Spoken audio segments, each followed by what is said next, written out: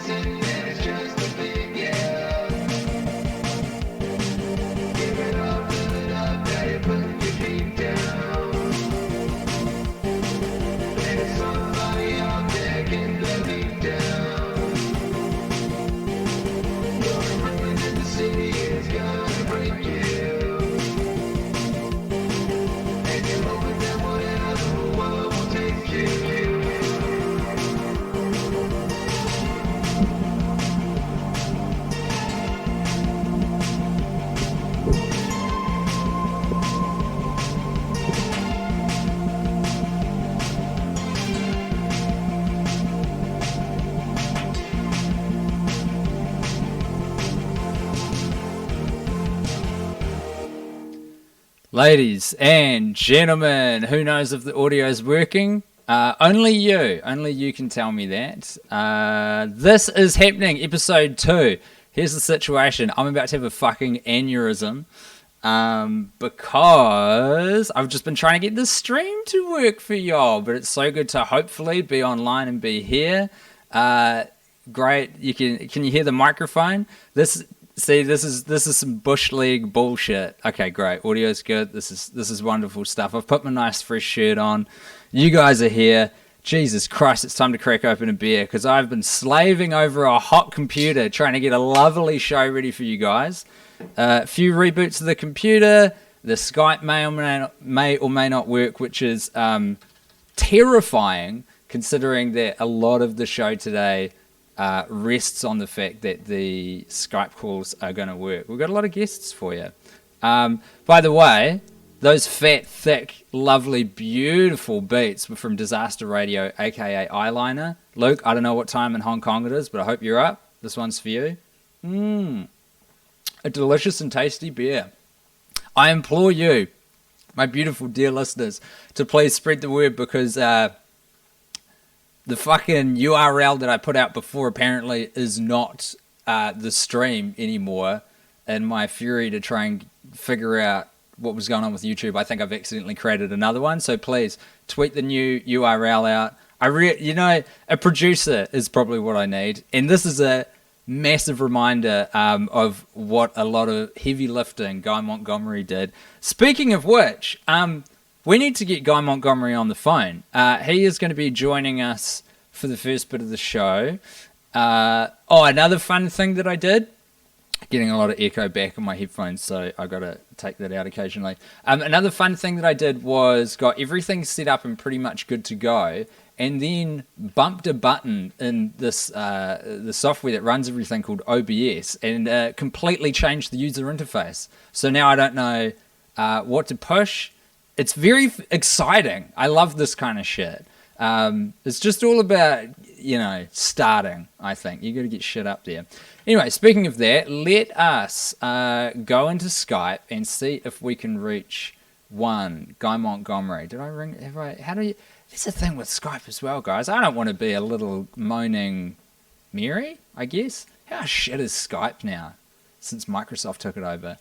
Anyway, I'm so glad you could join me. This is me solo in a garage trying to make a TV show. We've got some new camera angles today. That's the desk. That's just a few bits of the kit that you can see me working off. And this is a wide angle. I was going to do a game show today, but I ran out of fucking time. But these bad boys are going to come into play. You better believe it later on. Right, we're going to ring Guy, see if we can get him on the line. Oh, I can see him. Let me fucking... Kia ora, Tim. Hey, man, I don't know if anyone can hear you. Oh, I really wish that it hadn't fully changed the interface of how this all works. That has really thrown me for a six. Well, I think you're doing great. I'm engaged with what you're saying. I'm loving it. That's good. It's good to hear. Oh, God, you got to go to a new thingy? Hey, if anyone's like au fait with OBS, hit a brother up. I'm going to say not in the comments, but on Twitter, because they scroll so quick and I'm not a smart man, as you can tell. And tell me how to put it back to the normal mode, because then I could really fucking do some damage here. In the interim, though, my friend, Guy Montgomery, this is so fucking wild. How do I fix this shit? Here we go. Oh, because I've got the whole screen captured. How good is this?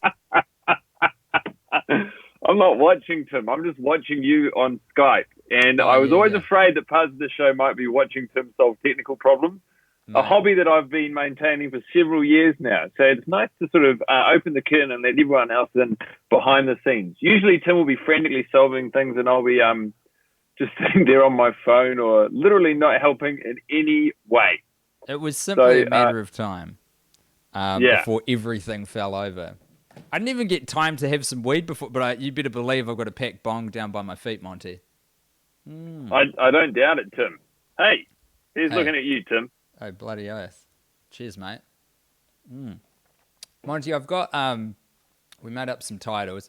Let me just real quick, I'll see if I can skip out because whatever I do, it's going to come up on screen. Beautiful stuff.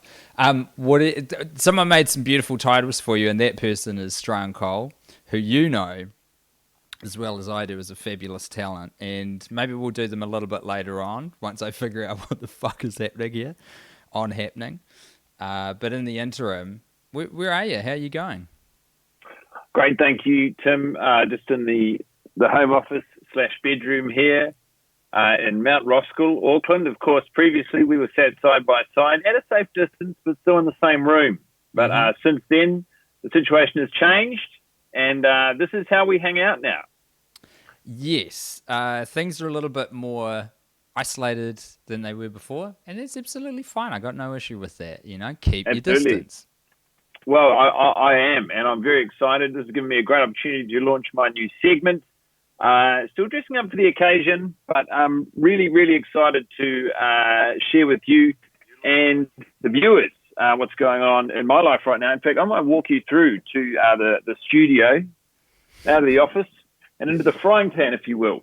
Now, this is not strictly kosher to be doing before the title card, but I'm just going to start drawing myself a lovely bath. So I've got the plug here, going to put that in just down there in the tub. I'm going to start running that tap, and you don't want that water to heat up. Not too hot, mind. I ran a little test bath recently and scalded the soles of my feet, Tim. That water gets pretty hot pretty quick, so you want to look out for that. Wait, hold on. Did you damage the soles of your feet while running a bath? Just while testing the water temp, I thought I'd go all hot water to begin with and then introduce cold towards the end. I see now what a lot of people do is they create a warm flow by having the hot and the cold going simultaneously. And it's these little details that can really get away from you if you're not careful. Oh, my guy, that's devastating. How are they now? How are your footsies? They're all right. We've got the water flowing. It's hard to get that temp right. It's one of those sort of temperamental situations where 1 millimetre this way, 1 millimetre the other way is the difference between ice cold and an inferno pouring forth from the tap. Sure. So it's a real balancing act. I've got the water flowing now. I'll give you the bird's eye view. You can see. So I'm going to turn the fan on. That's great. Hey, Monty, I know you can't see this, but I think I've got your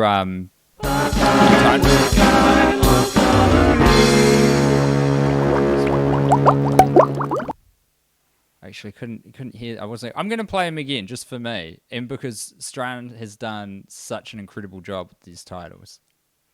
It's a great idea. If I can get them up. We've also got a lovely shot of your dick going out live. It's painted, mind you. Right. Like, it's kosher. It's family friendly. It's difficult to get the angles right.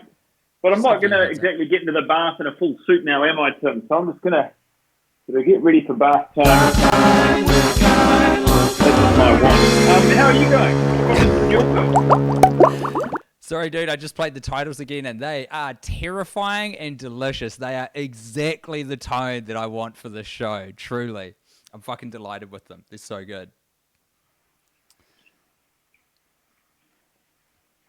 Monty, so how much are we going to see of my friend Guy Alexander Halifax Montgomery today? That's the real question. Hopefully a tasteful amount. Yeah, we've got a nice little package. Too much. We are, of course, on I imagine some sort of PG-13 stream. So I don't want to give the game away entirely. I feel like I clicked all the appropriate buttons. There he fucking is, to indicate this wasn't for kids. That, by the way, ladies and gents, is Patrick Schwarzenegger, Arnie's son. Are you buck wild, naked in the tub right now? You better believe it, my man. It's bath time. See, people talk a lot of shit about you, Monty, but I tell you what, you know content. You know how to get it going on for the people online. You give them what they want. Well, we've got the water just around sort of the base of the calves and the thigh and the arse now. So it's going to be a pretty long wait before this bath fills up to an appropriate level. But in the meantime, Tim, won't you tell me about what we can look forward to in the show today? Oh, yeah. Okay, I have that up somewhere. All right. So, folks, we're going to pack show if this stays on the air. So we have got actually a very special treat coming up soon with Guy Montgomery, and that special treat is going to be a little taster of something we made eons ago. The worst idea of all time is the reason we're pals, probably the reason a lot of you guys know us. And at one point in time, a big global multinational corporation gave us some money to make a series for them. And then we made a pilot, and they said, no, not for us, thank you, goodbye. And we said, okay, but we're keeping this. So we're going to play just a portion of that pilot later on. Well, like pretty soon.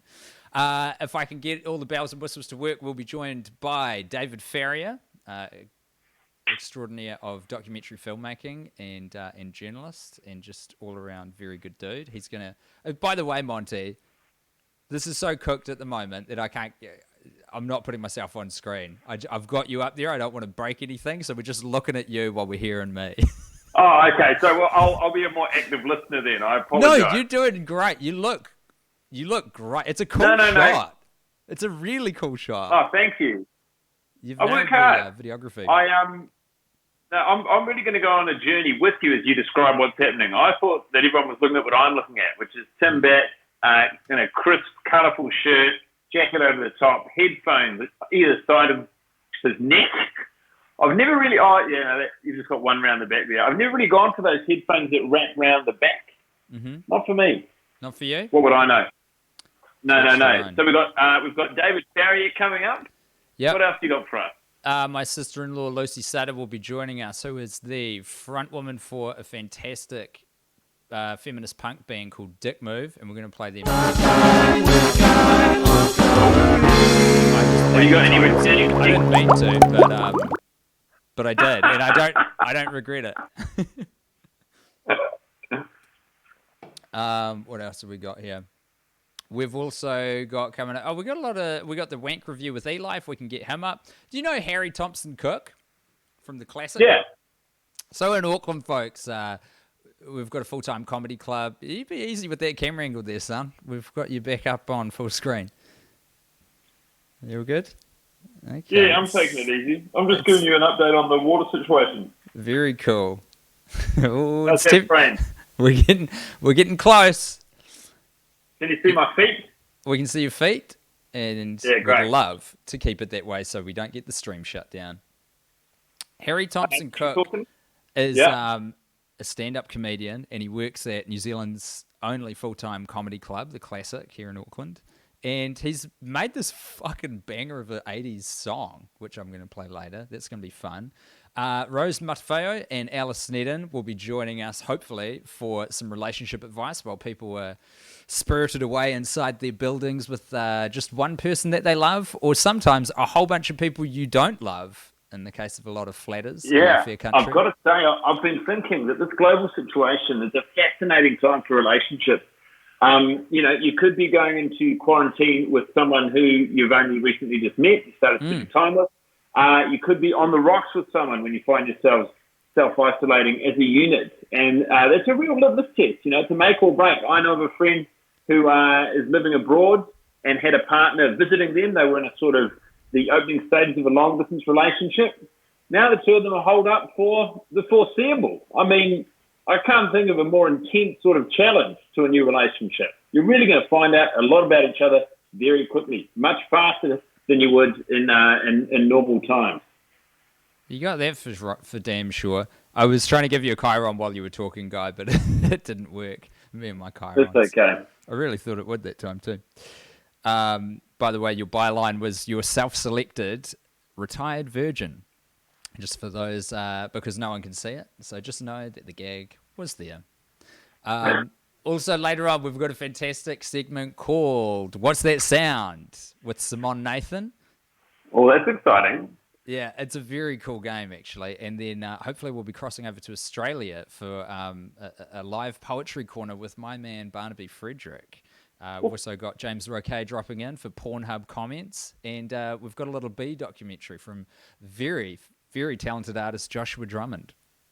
Jesus H, you have got an absolutely jam-packed show. What in fuck's name are you spending so much time with me in a bar for? Because I can't change the camera angle, mate. I've bitten off more than I could chew. No, I think I can change it. Here's me. Oh, now I come up with Guy Montgomery, retired virgin. You wish, mate. Tim Bat, active virgin. Yeah, got him. Bat, probably too high for the technology. Speaking of which, hey, what are we going to do first, buddy? Do you want to... Should we play this here pilot segment? Absolutely. Tell us about it. Should I give a little background? Yeah. Well, so pretty much for a time, Tim and I were going over to America to realising our podcast.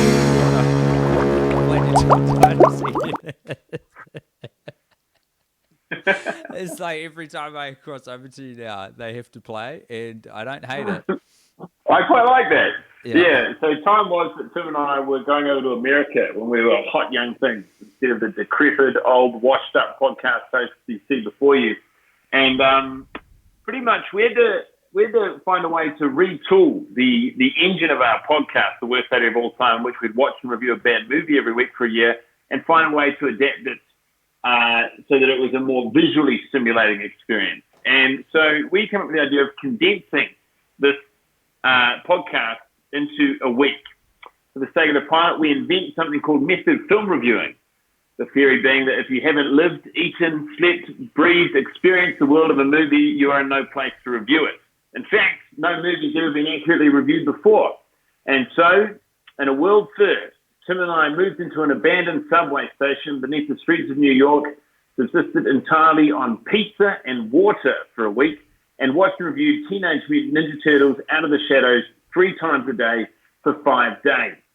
It was one of the most physically exhausting and misguided things that I would imagine either of us have done. Mm-hmm. Afterwards, we celebrated our first night out back on the streets. We traced down to Magic Mushrooms and bought ourselves front row tickets to the SpongeBob SquarePants musical on Broadway. Whereupon I wore this very shirt. That's right. And you were so affected by Pearl, Mr. Krabs' daughter's solo, that at the conclusion of it, you gave her a one-man standing ovation in a theatre in which we were surrounded by parents and children. You're remembering this all wrong. Everyone got behind it once I kicked it off, and she deserved it because it was phenomenal. But this isn't about the SpongeBob SquarePants Broadway musical spectacular. This is about YouTube Red, a now defunct streaming service, giving us $250,000 to create a pilot. Our fees covered our immigration papers to get our visas, and that was about it. Not a lot of change out of that. It was a wonderful time, and the clip that you're about to watch is just a mere tease, a moment from that aforementioned pilot for your viewing pleasure. So kick back, relax, and drink this in. Wakey, wakey. Who's ready to review Teenage Mutant Ninja Turtles again? Tim, well, you can't order pizza at 9 o'clock in the morning. How'd the movie make you feel on the fourth watch? I like it better when we watch it with the couch up. We've got back support. Guy Montgomery, what was your shining light of this fourth screening of Teenage Mutant Ninja Turtles Out of the Shadows? Tim, my shining light was a point in the film when all of the turtles have their weaknesses and strengths highlighted to them by one of the other turtles. What I think would be a good exercise is if I do a strength and weakness for you, and you do a strength and weakness for me. You can say a nice... Strength? Yeah. You are physically here. Can't I Weakness, I don't want to say everything else, just most of everything else. I got one for you. A good strength of yours is you're very thin, which means when we lay down together, it's good for my body. A weakness of yours, I've written here attitude. I think that your attitude is quite weak at the moment. And so that's something, I guess, to work on, isn't it? Your attitude.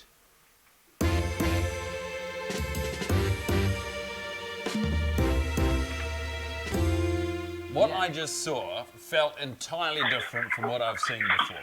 I couldn't agree more. We open in action. This is a film that's purportedly about 4 turtles. Upwards of 40 to 50 cars are destroyed in this film. Fantastic. 50 cars, Tim. Do you know how expensive a car is? Some of those were European. $300-$400? North. Tim, I'm so excited. I want to try something that we've never done before. Okay. On the count of 3, we'll review the movie simultaneously. All right. 1, 2, 3. 2 thumbs up! Okay. Can we move? Good night, Guy. Good night, Tim. Are you asleep? Not really.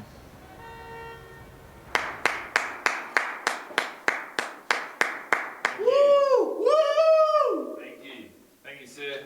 And I gotta know about you guys, but that's slow. So I don't know about you guys, but I've been thinking a lot about Teenage Mutant Ninja Turtles Out of the Shadows recently. These Teenage Mutant Ninja Turtles are more like Teenage Mutant Ninja Virgins. As far as I can tell, no one will fuck them because they're so hideous. So they're all virgins. Thank you, you've all been great. I'm Guy Montgomery. Have a good night.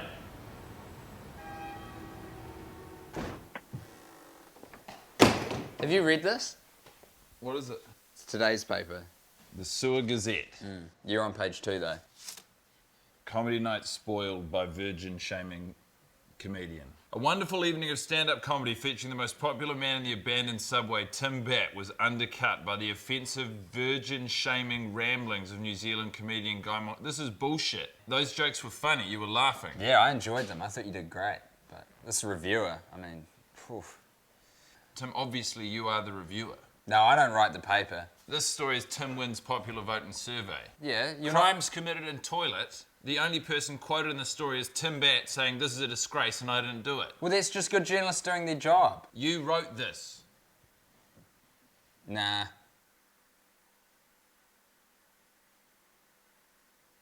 Hey folks, we're back. Monty's still here too. I just got to get him up on screen. I was too busy smoking the illegal drug weed and enjoying our very good our pilot.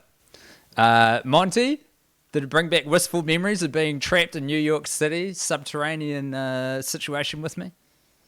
It did. You know, there's an interesting thing about making that was that the experience was a lot of fun. It was genuinely quite challenging. We weren't washing or anything, so it was a pretty grubby experience. We were sharing a futon. And do you remember that conversation that we had with the crew where they said, okay, gentlemen, here's where you'll be staying, and here's the hotel where you'll sleep at night once we wrap shooting? And we said, what are you talking about? Yeah, they seemed to think that we weren't going to commit or something. Whereas, you know, we sort of were abiding the mantra that we have, can't remember what the exact word was. We've got more commitment than talent, essentially. Yeah.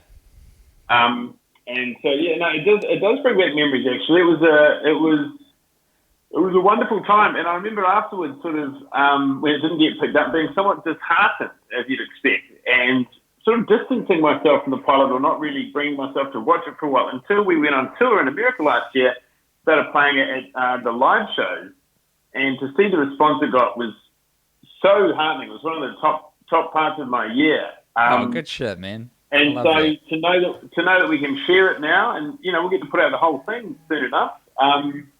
It's really exciting to me. It makes me really proud, to be completely honest with you, Tim. And good also, shit. just a quick update. Yes. We're at a full bath now, so you can see I've just got the toes dipping out there, but the water temperature's right, the height's right, and so it's bath time, baby. I love that.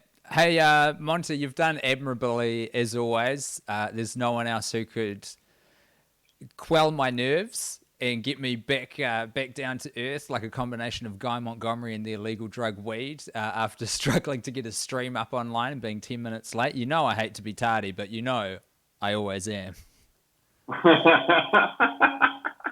Well, Tim, good luck with the rest of the show. I'll be here watching from the tub, and if you ever need to check in, yep. I'm only a Skype call away, my man. Fabulous. Great to talk to you, Monty, as always. You take care, buddy. Love you, Tim. Love you too, Guy. And that is, of course, Guy Montgomery, everyone's favourite. Here's a wide shot just to prove that I've got other cameras going on. So now we're going to get, hopefully... Oh, man, that is bad. Have you ever had the experience of having your own voice circled back at you, like 1 second after you've said everything? It'll drive you nuts. If you're just joining us, by the way, welcome to Happening. This is a live streaming show that's on for your enjoyment and benefit that we're doing. I've assembled a sort of TV station of sorts in my garage to keep everyone company while we're all going through some challenging times at the moment. We're just here to celebrate art, to kick it a little bit, to relax, take our mind off of things. We've got a Twitter, which is @happening_show. That's the same for the Instagram. Interestingly, Instagram has decided to lock me from doing anything on the account, so hopefully that gets resolved at some point. But at this point, I'm in a good mood. I don't really care. Facebook.com/thisishappening is where the Facebook page is. And you can email us at thisishappeningshow@gmail.com. I also set up a PayPal there if you want to buy me a coffee, because just between you and I, sunk quite a lot of money into this setup, and all my income's gone for the next 3 months. Okay, let's get David Farrier on the line. David Farrier, of course, famous for Tickled, which came out a few years ago, and Dark Tourist, the Netflix series. I'm just ringing him now on Skype, and he's going to give us, God willing, some documentary recommendations, my favorite kind of movies to be watching in the challenging times. People are saying apocalypse. We're not saying that. Dave, I'm just going to make you bigger. I'm going to get you like kind of full screen so that there we go. I'd love to be full screen. Oh my God. It's wonderful to see you, David. How are you?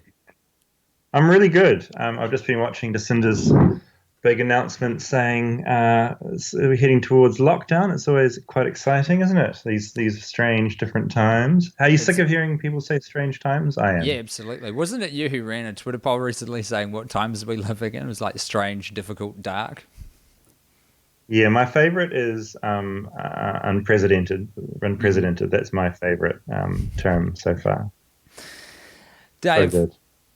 Oh, I wasn't even paying that much attention to your face. Look at your gorgeous beard. You're allowed to shave, man. That's not off the books. In fact, they're encouraging you to do so.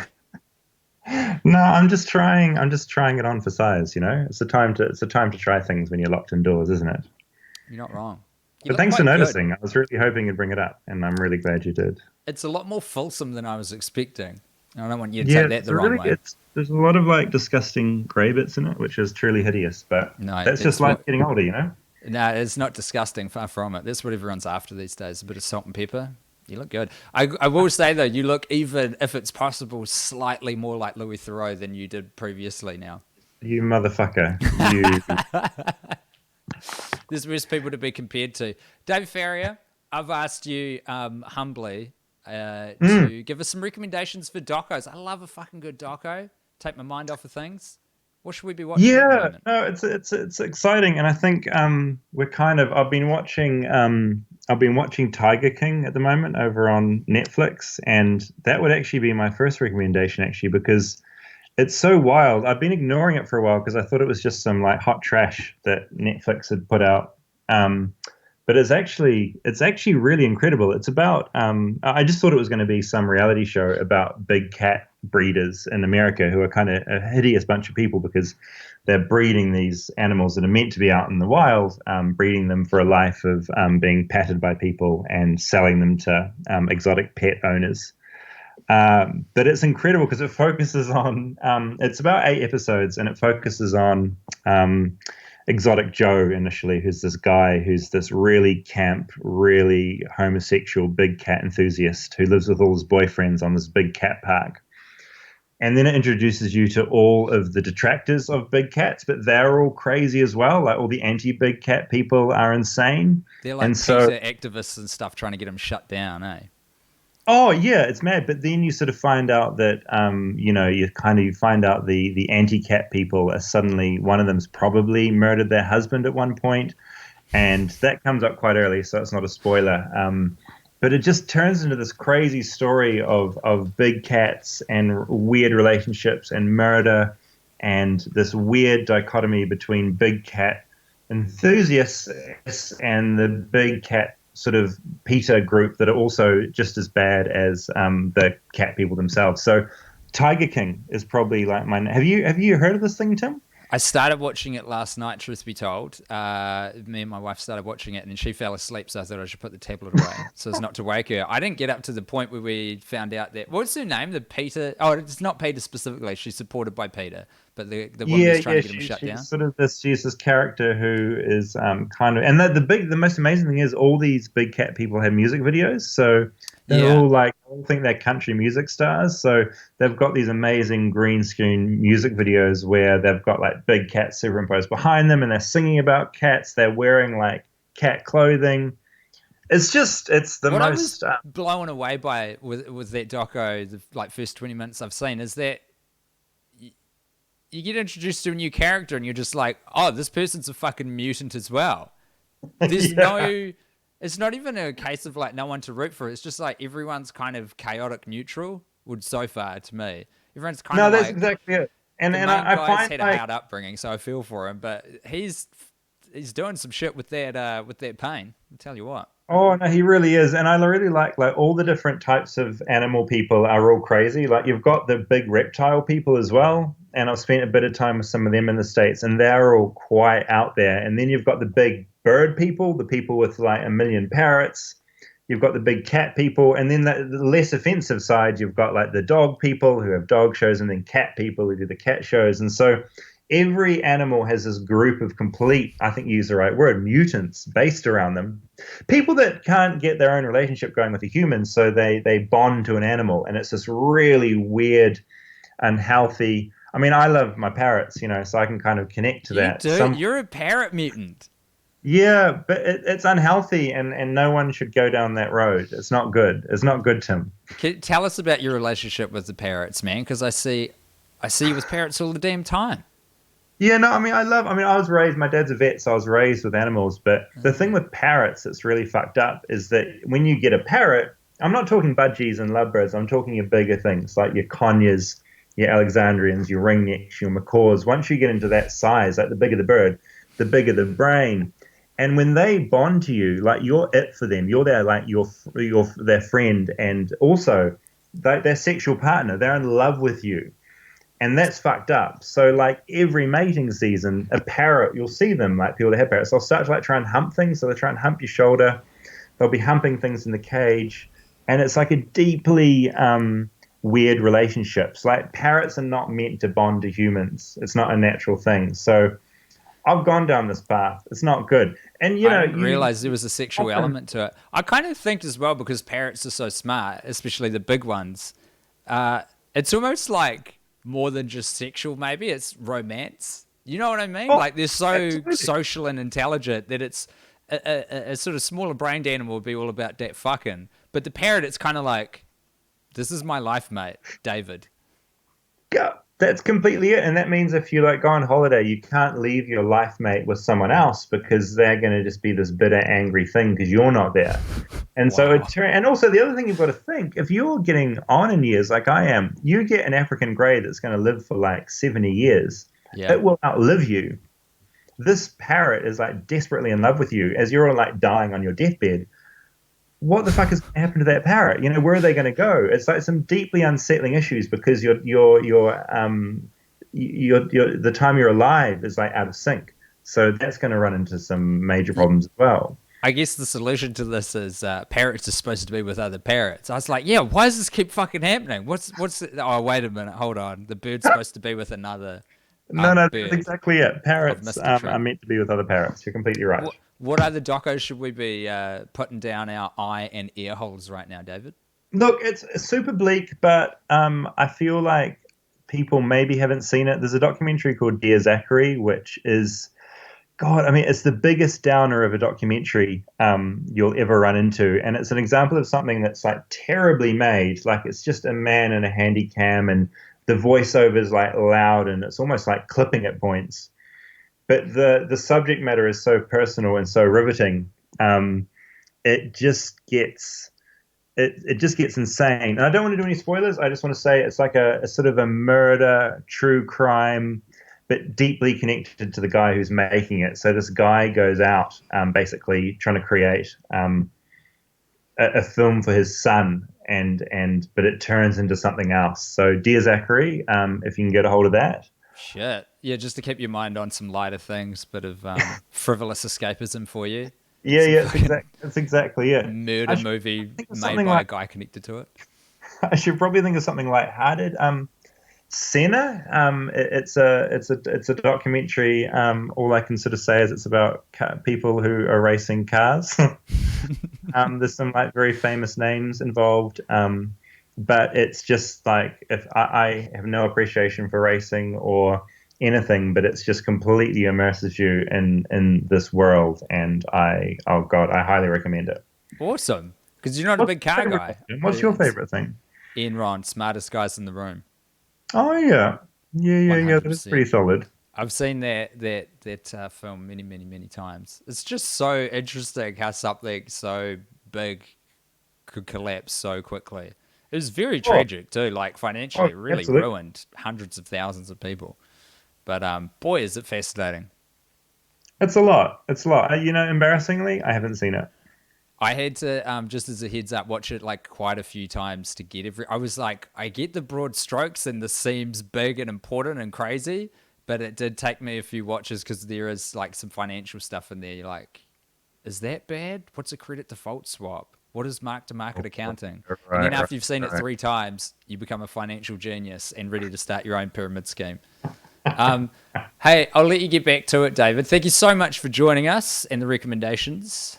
No, it's not a worry. Bonus recommendation, Finding Francis. It was a special episode of Nathan For You, and it is just so good. That's crazy. I haven't seen that. Have you met him, by the way?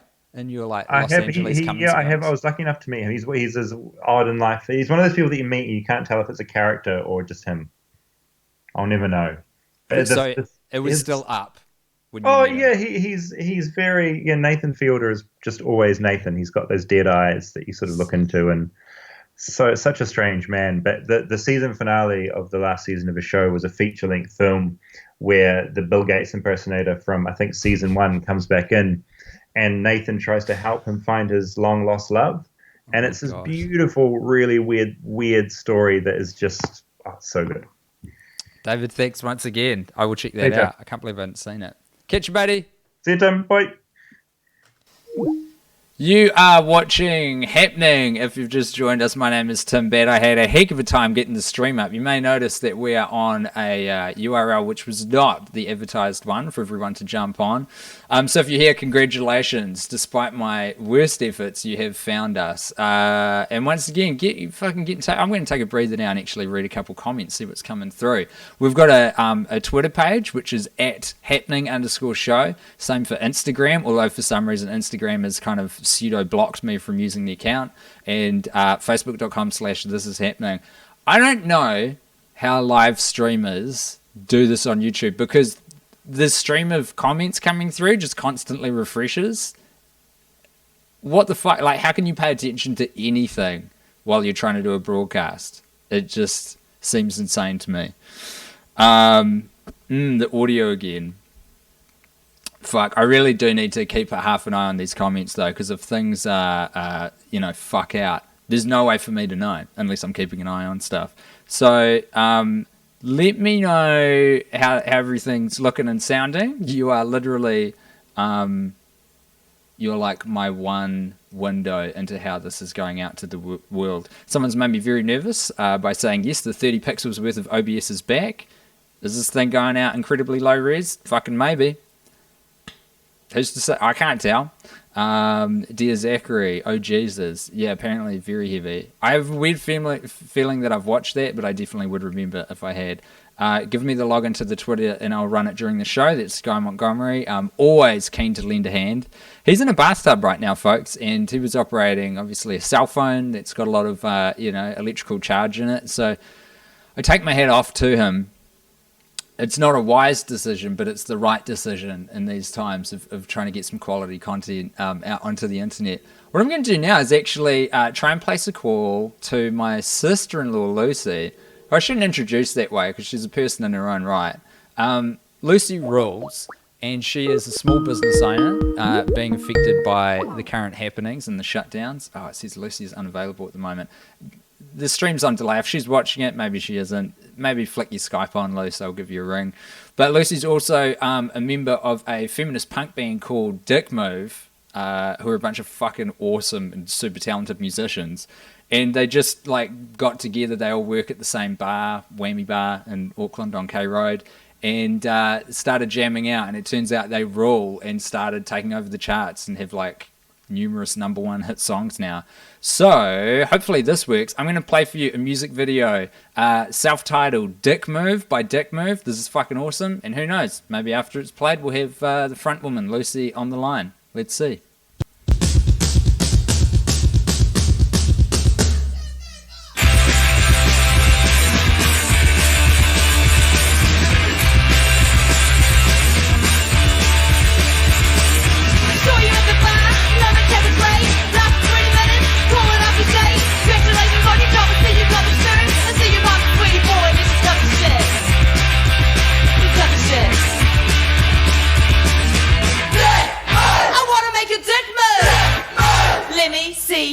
Dick move.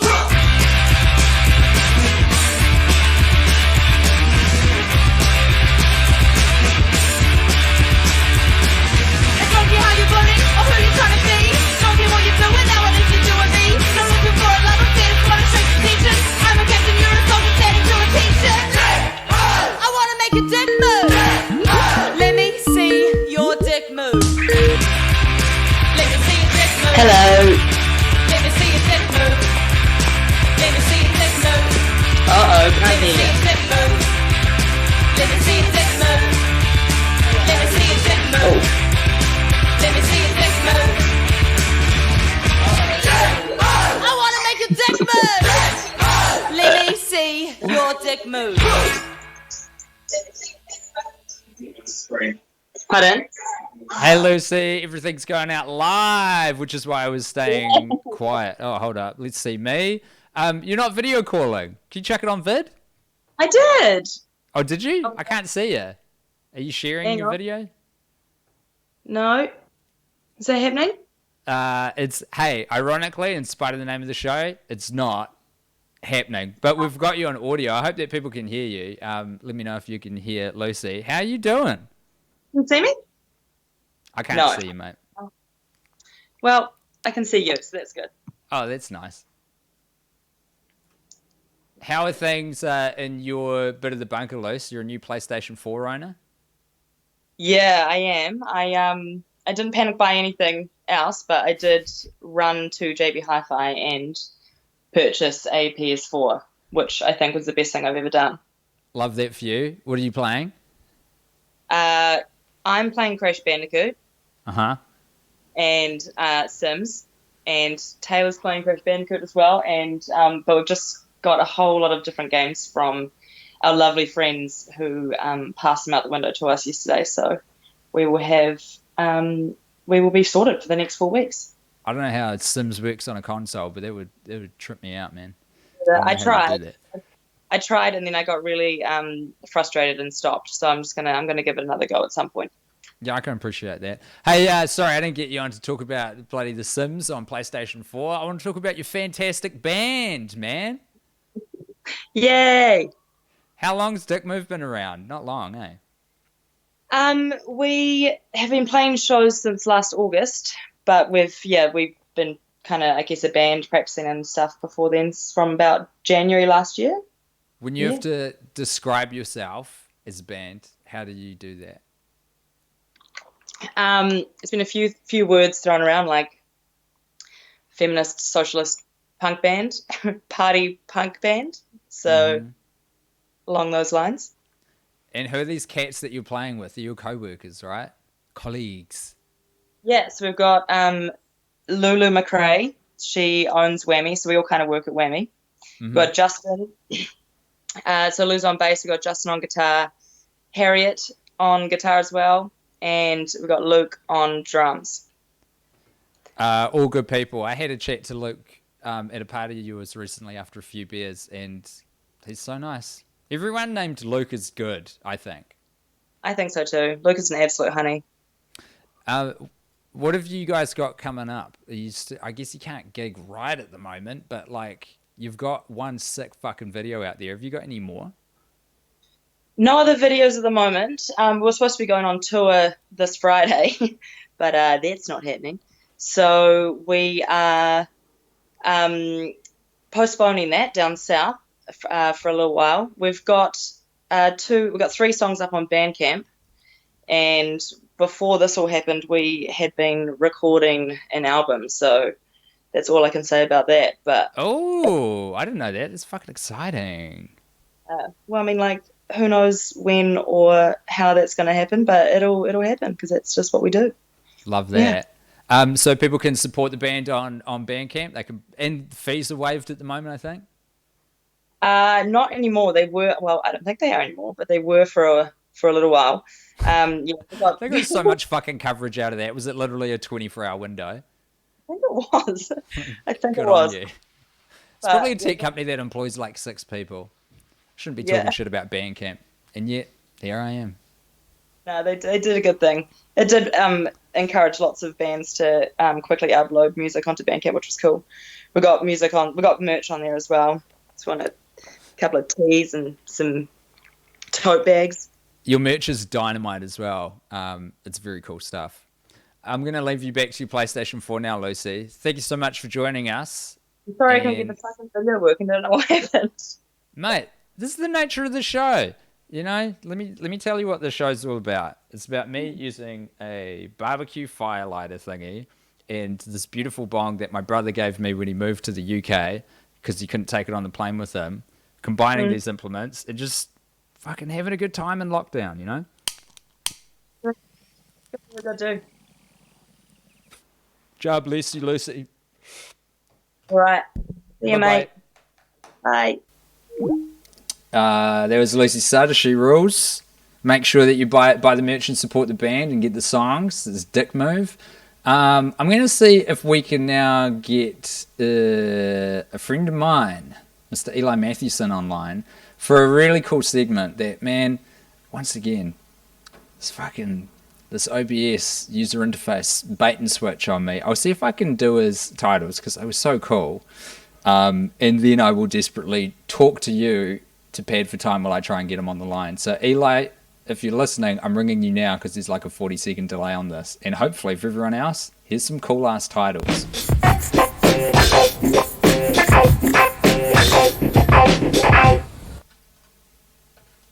How good is that?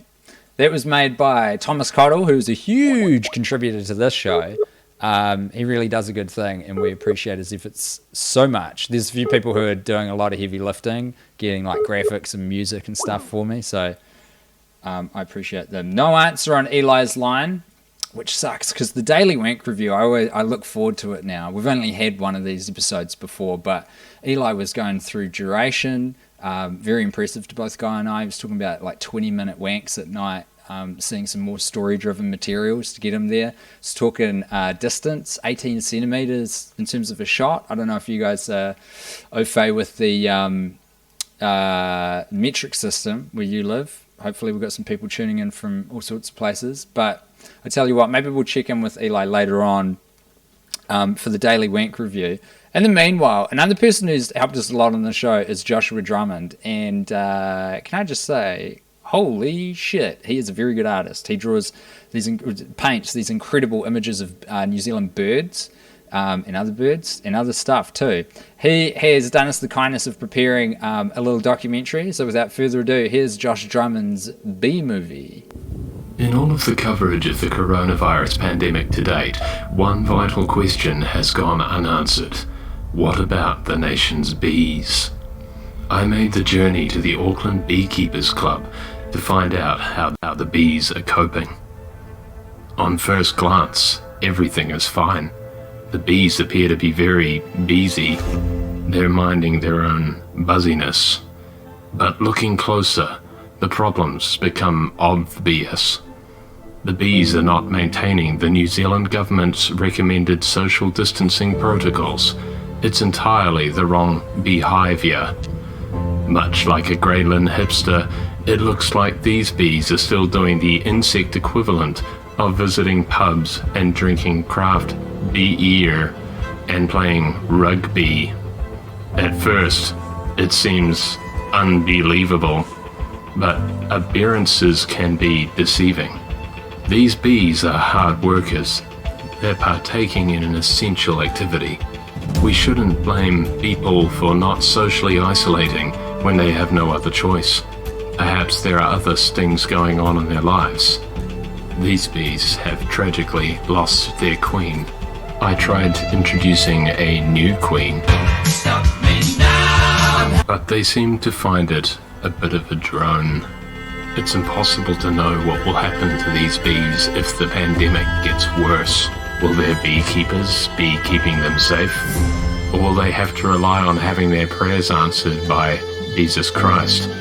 Perhaps there's a lesson in all of this. Find happiness and beauty wherever you can, like in this beautiful drain, or this beautiful cobweb, or this beautiful road cone. So for now, stay buzzy and be prepared.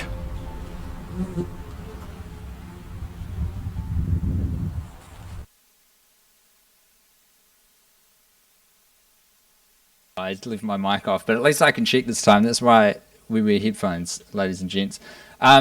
Just trying to get joined by some other friends of mine who are relationship experts. Look, relationships are being tested at the moment. A lot of people living in close quarters thought they had a stronger relationship than they did. Some people being forced to spend a lot of time with their flatmates. There's some tricky waters to navigate at the moment. So hopefully in a little bit we'll have two pals of mine who are going to come on and tell me exactly how we navigate those waters together. But in the meantime, let's see some fucking comments. Let's jump on Twitter, see what you guys have to say. What is it? Twitter.com It's at happening_show. I may have accidentally smoked too much weed just then. The wheels will start to fall off very soon. I'm glad you can all be here for it. Yeah, good. It's all good stuff. Nothing super interesting. A lot of screenshots of Guy Montgomery's feet. I know that that's a real thing now, and everyone's got to make a buck, but sexy feet seems to be a thing. Call me old-fashioned. I feel like I've been left behind. People fucking are getting into feet these days. There's whole websites set up for people to get paid for photos of their beautiful feet. Just because it's not for me doesn't mean it's not for you. You go hard. So Guy Montgomery, I hope that if your feet get submitted, that you get that paper from it, to be honest. Actually, you know what? Let's play a little game show now. One of my favourite people, Simone Nathan. She's a New Zealander, American, currently living in America. I got to hang out with her in New York City a little while ago. She's a very talented writer, television writer, worked for Nickelodeon for a little bit. And she has brought for us a fantastic game called What's That Sound? So let's check in with Simone Nathan and What's That Sound? What's that sound? What's that sound? Well, it's going round and round. What's that sound?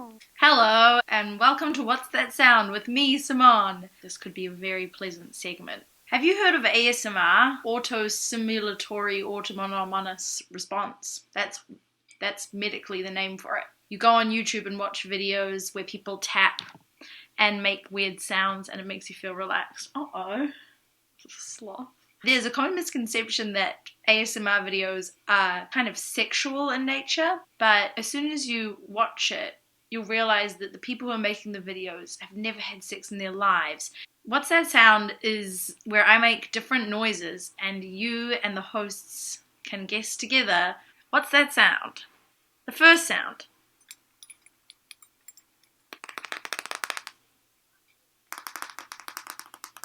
Many sounds in this one object.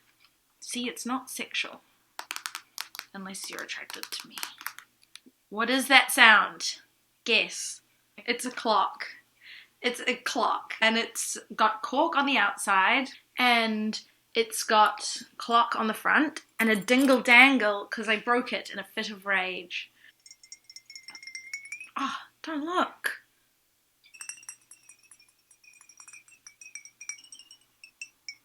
Okay, look, yeah, what is it? It's this.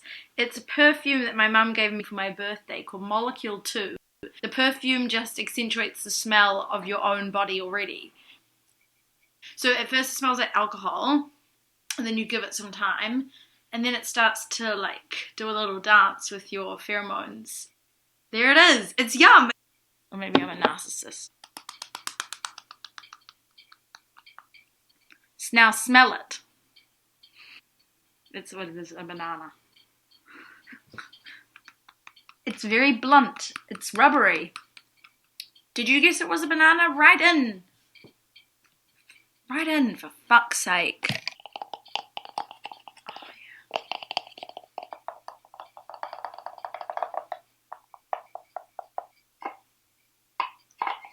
What was that sound? It's a little house with a lid that lifts on and off. Inside it, what happens? Incense. You burn it and it comes out the top, a little chimney.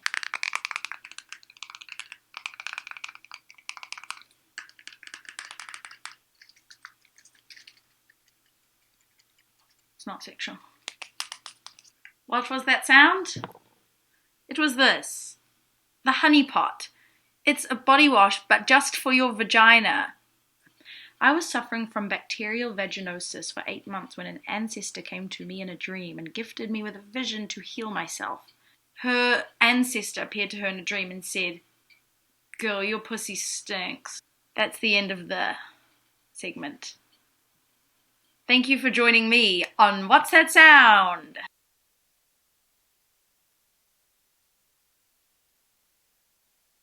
Here we go again.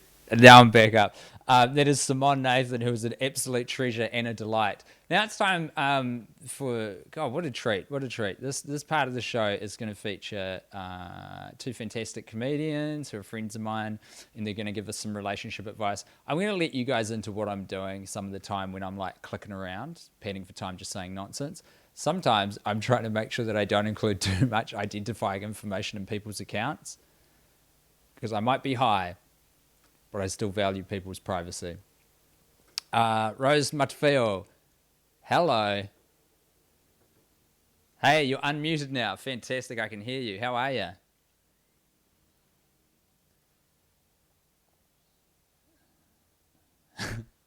Do you know what's funny, Alice Sneddon, is that I think you're the only one with an active mic on the ear bits, so you guys should sit close together.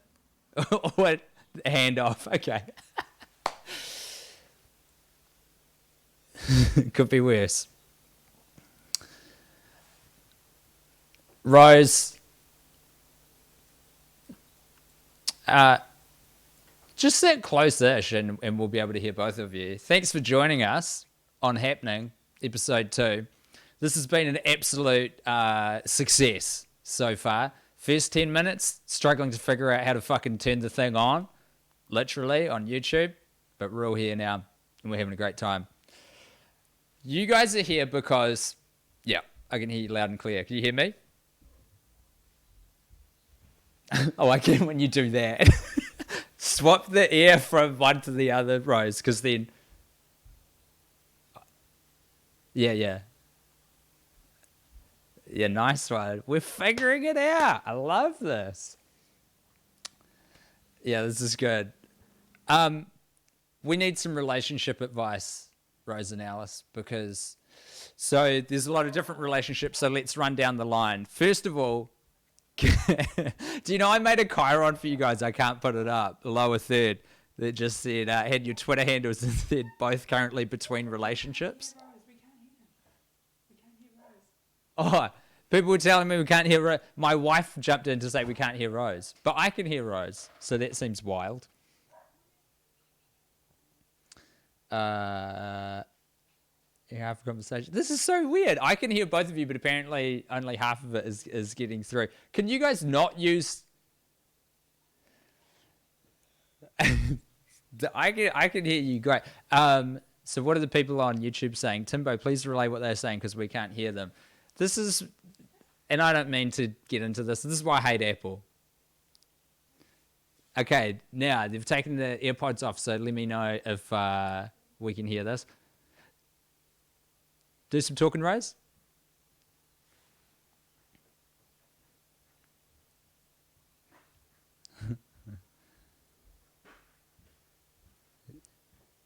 Hello. It actually might have been on my end, for which I fucking profusely apologise. If that's the case. We could just write some stuff down. We'll cut that bit. We'll cut that bit. Can you hear me, Tim? Because I'm ready to go. Yeah, we're good. It was totally my fuck up. So, Alice, to be honest, people didn't miss a lot. It was us going, can you hear me? I can hear you. Should we swap seats? But we're good now. Relationship advice is what we want, folks. You two are experts. Absolutely. Both of us in successful relationships. Yep. Well, yeah. Hey, first of all, let's get into what your relationship's like at the moment, because you both are hunkered down now for some extended period. Yeah, that's true. Today we had our first fight. Yeah. And you can hear that fight on the latest episode of Boners of the Heart because we legitimately had a proper fight. Like I'm not even kidding. Like it was a full I yelled. Yeah. And it was really I felt good after it though. She did raise Can I ask what it was about? It was about me. Who cared more about people who are suffering? Let's be honest. That's what the fight was about. Who cares the most? Who cares the most? We got competitive. I got competitive at how much if we equally cared enough about how people were going. It was That is so classic, you guys. I can't believe it. It was the stupidest fight. I think anyone's ever had, but really on brand for us. Hey, but this is a sensible question. Is that what it was really about? Really good question. I think what it was really about was Rose feeling like I wasn't valuing her opinions and take on the world. No, it wasn't. And that I was just superimposing what I thought on top of her. No, it was language. And not giving her an opportunity to breathe. No, it wasn't. It was me being very sensitive, which I am, and reading into things which I shouldn't, because you are an open book and there is literally nothing. Like, I can't even believe why I thought that there was any. You can't lie, first of all. Yes, that's true. And you can't, meaning that you can't, everything you say is what you feel and think. Which means there's no, like, malice in anything you ever say. What day are you guys up to in your lockdown? Day 5 of our shared isolation and day 6 of my ISO.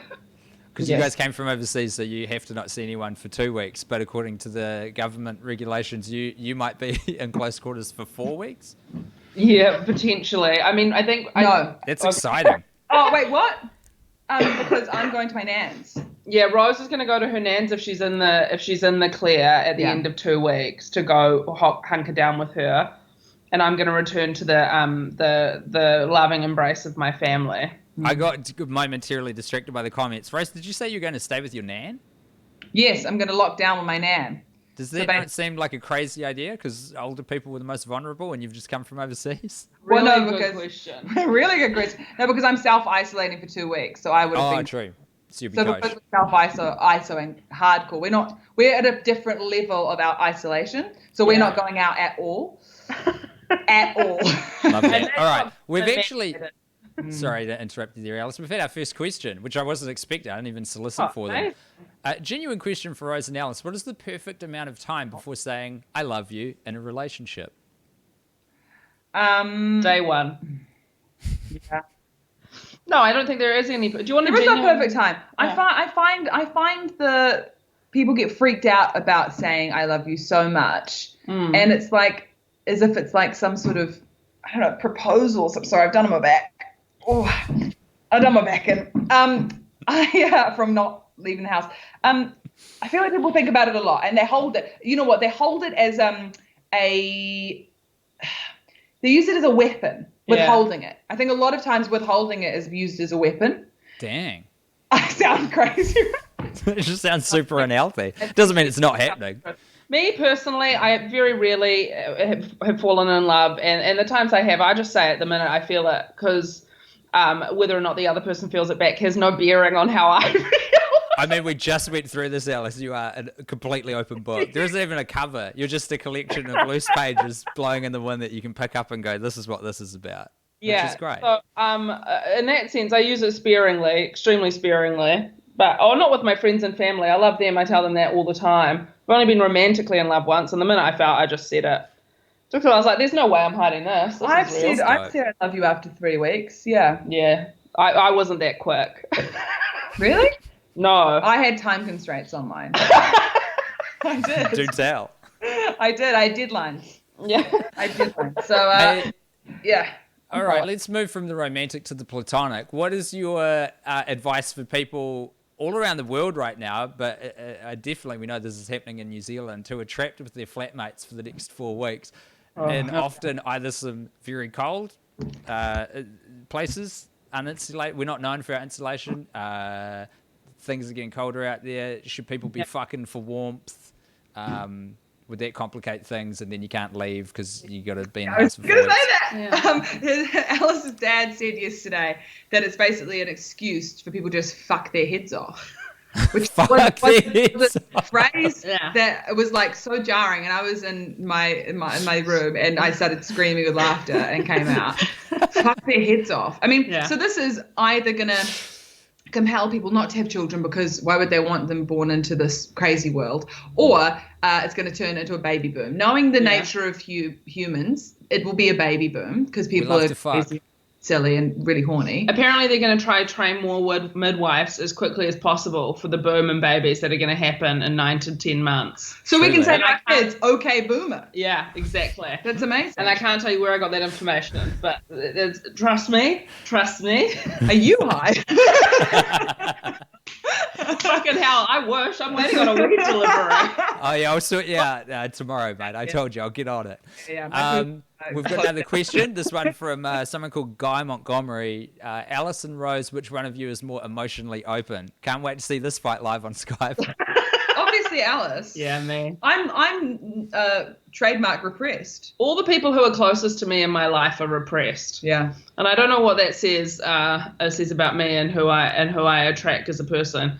But the people who I tend to hang out with and gravitate towards are the ones who don't express their feelings towards me. What's more fun at Christmas would be a bowl of walnuts or a bowl of walnuts with the shells on. You know what I mean? You get to crack those nuts. I think that's absolutely true. And that's what you like to do. In fact, one of my best friends who I've been consistently telling that I love for the period of time of our friendship, now going on about 15 or 16 years, only now in the time of Corona. So you guys are getting invaded right now? Yeah. Oh, it's gone. Okay, sweet. We're good. Only now in the time of Corona has she finally admitted that she also loves me. Dang. How did that feel? Bittersweet? Oh, yeah. No, not bittersweet. Purely sweet. Awesome. Do you guys want a serious question? Yeah. Hit me. It's, I should have man. I should have Where did it go? Oh, shit. I am done. Oh, here we go. Anne says, how do I comfort my relatively new girlfriend who's going through some quarantine blues from afar? So obviously they've been... You see what my fingers are doing? That was them before. They were like this, but now... So, relatively new girlfriend. I'm going through the comments now as well. Here are some things that I think are cute to do. One, if you can afford it, maybe send a delivery over. I know that we don't want to put too much strain on our delivery services, so like give it a few days to calm down maybe. And then, send over like a cute little game that you guys could play via Skype. If you don't have any money, you could find a book. You could read it to them over Skype. Word search. That's so nice. And you can send a lot of crafts via, take a photo on a scanner app on your phone, a handmade card perhaps. What I did actually for a failed relationship was now this is actually revealing and quite sad actually. I made an entire fake radio show for. Oh my God! She's crying. She's actually crying. Oh my God! That is so sad. I'm gonna need these. You put me in. You fucked me up, man. Oh my God, she's actually having a cry. Sorry. Oh, it's so sweet. That's too beautiful. So yeah, I did it with like a fake BBC radio accent. Oh my God. Anne, who's the original questioner, has responded. That's so cute. Oh my God. Yeah, and I did lots of songs that it was kind of a Desert Island Discs kind of edition, and but also I once sent a package with USBs with pictures of like nice cats on them as well, and like just funny links to articles on a USB. God damn, Rose, you'd be such a delight to date. All these gifts and personalized things. I'm otherwise pretty terrible, but the radio show was a really good idea. So I think you should. It's a good one. It's a big swing for the fences though, way because like if that doesn't connect, that is just the tragedy which has been expressed by Alice and I. Just really feeling for you that didn't pan out. That's a lot of. I got in return as well, which is lovely. You got a radio show back? Oh, did you? Oh, that's so nice. And we did a couple back and forth. Fuck, that's cute. Yeah. Oh my God, could we please put them on bonus and just bleep out names or something? I'll make a radio show for all of the single people out there. I think if you're ever trying to comfort somebody who you can't physically be with, anything that shows that you put time and effort into it makes them feel good. Yeah. This has been beautiful. I think let's leave it on a high. You've reached out and you've touched my heart. It might be all the week. It's been great work and we love the show. We're big fans. Thanks very much. And can't wait to see you again. And I can't wait for my weed to mysteriously pop out from anywhere, who knows where. Mate, I'm on it. Don't you worry about it. So, also, folks, remember, Alice and Rose are hosting a daily podcast at the moment, Bonus of the Heart, which comes out like once a year. And this time it came out, was like, I'm here. Episodes for Africa. We've got nothing else to do. Have it. So it's so beautiful. You guys have a unique, talented relationship, and we will catch you later. Bye. I'm starting to get the hang of this thing, I think, a little bit. Oh, wait. If I mute that. All right. Okay, so now I'm not looping. Oh, no, I'm still looping back in my ears. But it's all good because I look cool. And that's the main thing. Folks, if you've just joined us on the live stream, this is happening. This is a show designed for people to... mental health is so important right now. People are underestimating that. This is going to be a marathon, not a sprint. You got to stay breezy, babies. You got to stay cool and groovy. We got to make the best of, a different and, some would argue, correctly challenging situation. So what I would like to do is just bring art to you as much as possible from all over the world. This is only our second episode, but we've got, let me get it in front of me. Let me get some details for you. We've got an email address. If you've got some art that you've made, and art can be anything. Art could be you delivering a short story that you wrote into your cell phone. I would love to see that. It could be a poem that you've written, and you could either like record yourself doing a reading of that, or just send me the poem if you'd like me to read it. That'd be great. A little short film, a sketch, a fucking puppet show. I've been jonesing for a good puppet show recently. So if you're adept with puppets, have at it. Light shows with silhouettes and lamps and stuff. That stuff gets me going. I love to see it. Music is great. Speaking of which, actually, I've talked myself into the next segment. I've got a rundown, but it's out the window, folks. What I want to play for you now, God, I hope... Oh, yeah, that's right. Okay, I can get this to work. Believe in me, everyone, because I believe in myself. I'm going to play for you now a song by this fantastic, talented young man called Harry Thompson Cook, who I did not even realize did music, but since we've been quarantining, he just started punching some beats out in his living room. I just want to make sure the audio is still on. Yeah, we believe in Tim. Tim's found his groove. Good. I'm going to play for you this song. It is called Hits Me Hard. And it says master, and I don't know if that's part of the title of the song or if it's part of the, like a master track. You guys are going to fucking love this. I loved it so much. Here is Harry Thompson Cook with either Hits Me Hard a master or Hits Me Hard, and it's just the master of the track.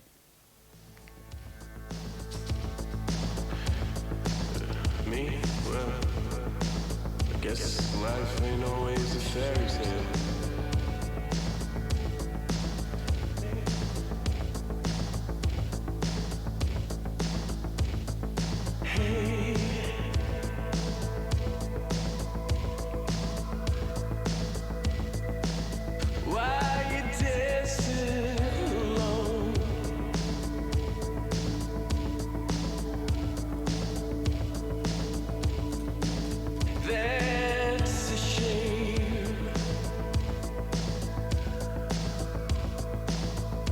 Don't you help me find my way home?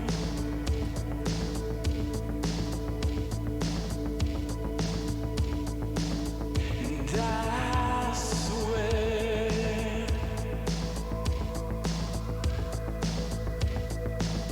I will never leave you alone. You never leave me alone.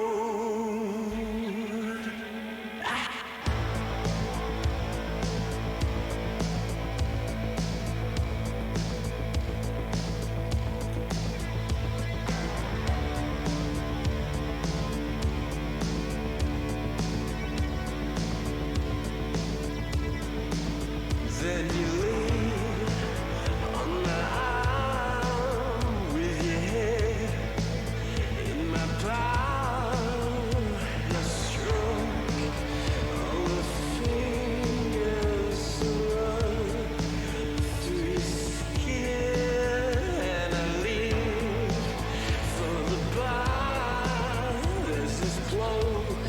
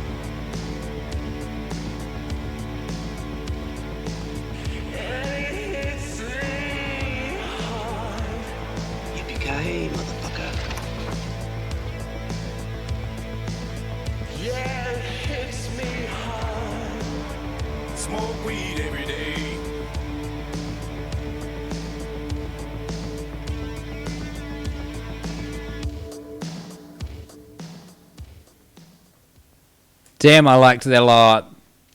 That is Harry Thompson Cook, and I got his. That took a surprisingly long time to find his Instagram, but if you want to check the, he hasn't even posted. God damn it, Harry, sort your shit out. But he is all one word. Homeboy Hazza, Homeboy Hazza or ZZA, depending on what locality you're in. Folks, it's time for another fantastic Skype segment, as most of these will be for a little while, because we are stuck in our houses for a bit. I hope everyone eventually got the audio of Alison Rose, because I got a lot of frantic messages through different mediums of people being like, yo, we can't hear this shit. So I hope I corrected that. Let me know in YouTube. I can't have that window up the whole time, but I will catch up on the comments soon. Right now, folks, we're desperately trying to connect to my talented friend Eli Mathewson for a brilliant segment we call the Daily Wank Review. Just trying to see if we can get him through on the Skype now. In the meanwhile, some lovely comments coming through. Can someone gift Tim dancing, please? Tim, play the drums for us. I do have a drum kit in here, but I'm very bad at the drums. Hey, Eli, I'm just going to get you on screen. So once again, folks, Eli Mathewson here. I can see you, and I hope everyone else can hear you. Can you just do some talking, and people in the comments can tell us if they can hear you?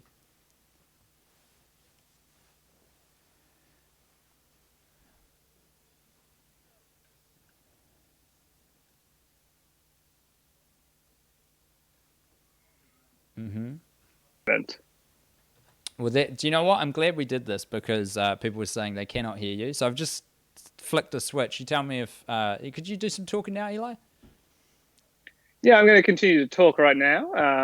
Obviously, yes, this is my segment, The Wank Review. It's where I review my daily wanks, however many times they may occur, whatever Eli, went down for me, yeah.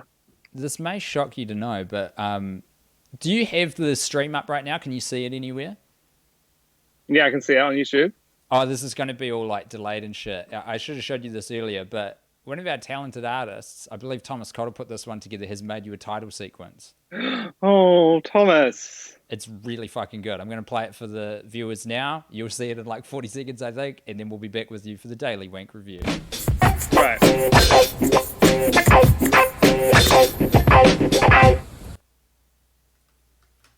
Pretty good. You'll see it later. So, Eli, we caught up with you yesterday and got you a full review on... Oh, no, it wasn't... Why do I keep saying It was 2 yesterday? days ago. It was like 3 days ago. Yeah, so yesterday I wasted a whole wank. For nothing. No one to tell about it. Gutted. So that was devastating. Today's wank, Eli, because you're providing a bit of a public service here, just getting a gauge, representative sample of what people are going through. Yeah. A lot of self-fucking going on right now in quarantine.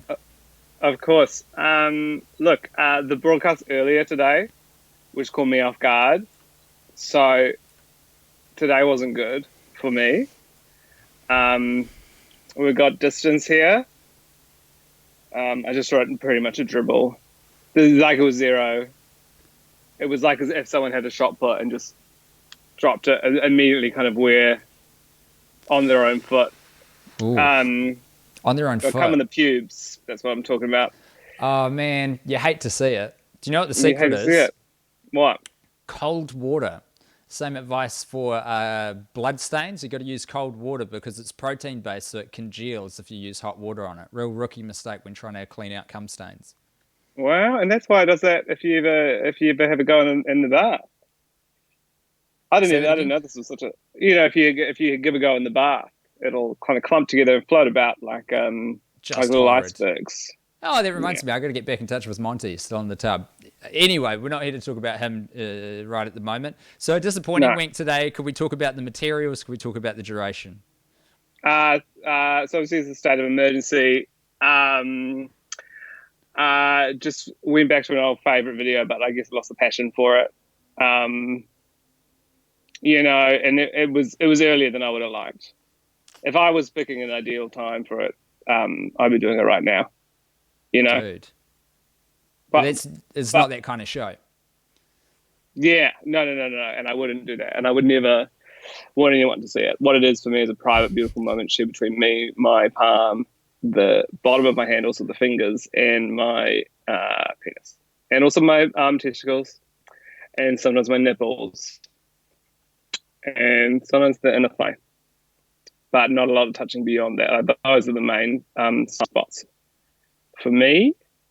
Let me ask you this, Eli. Length 8 minutes. 8 minutes. And distance? You said it just dribbled out, so it's like 0? It just dribbled. The distance was pretty much 0. I mean, it was 0.1, No, here nor there. While I've got you on the line here, bit of an expert, if we've got some younger people watching, some new players to the game, have you got any tips for newcomers to the masturbation game? Yeah, leave it to the professionals. It really is only for those who are experienced and ready for it. So if you're kind of new to the game, just wait, because it's really important to know that you're ready, that your hand's ready, and that you've got the skills. The skills that I have, not everyone has. Jesus. Well, this has been very honest and a little depressing, but they're not all going to be, fantastic and great and tough times out there. I'm really sorry for your loss today, man. I'm expecting... No, don't you apologize. Of all the things that people are going through, I think my middling wank is pretty low. We'll be checking in next episode with you. Eli, thank you so much for keeping up to date with your daily wanks. It's really gratifying information. It's important information. And I think it goes sort of, for us, our Prime Minister, Jacinda Ardern. Then we've got Ashley, I've forgotten his last name, the Director General, surgeon guy, giving our health warnings. And then it's Eli Matthewson with the Daily Wank Review. Yeah, unbelievable that I've been Susie Wiles there, but you ranked them, not me. So it's definitive. It's locked in. Hey, I'm going to now throw to a segment while I have you on, which is weird. And actually, here's how we'll do this. This is a good opportunity. Eli Matthewson, if you don't know, co-hosts a fantastic podcast called The Male Gaze, which you can get everywhere: Spotify, iTunes, fucking with his Stitcher. Most people are using those two. Stitcher, it's on there. Male gaze. You describe what the male gaze is, Eli. It's me and Chris Parker gabbing, trying to educate ourselves, talking about facts we have not fully read, deciding a Queen of the Week, and sharing intimate details about our lives. It's very good, and especially the live episodes. You guys really come alive on those. Now, did you know that Chris has been doing the dirty and doing some pre-prepared segments on the show? Yeah, I have. Well, I've seen his office chat one, but I've heard there's something else on the horizon. That's for later, but right now we're going to have part 2 of Chris Parker presenting banal office chat you try to avoid for those working from home, which at the moment is all of us. So Chris is selflessly providing the banal chat that you might be missing out on because we can't get to our places of employment. And when we last caught up with Chris, he explained that he's not allowed to drink anymore and that his wife Fiona's pretty happy about that. So I understand he got blindfolded and trapped in a box with 3 keys. It was pretty terrifying stuff. So now we're going to check in with Chris once again, see his segment. Chris Parker presents banal office chat for those who are missing out working from home or some shit like that. Eli, love you. Thank you so much. See you next time. Thank you. Happy wanking.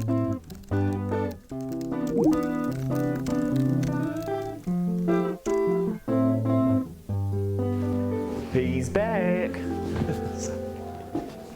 I can't get rid of this guy. So.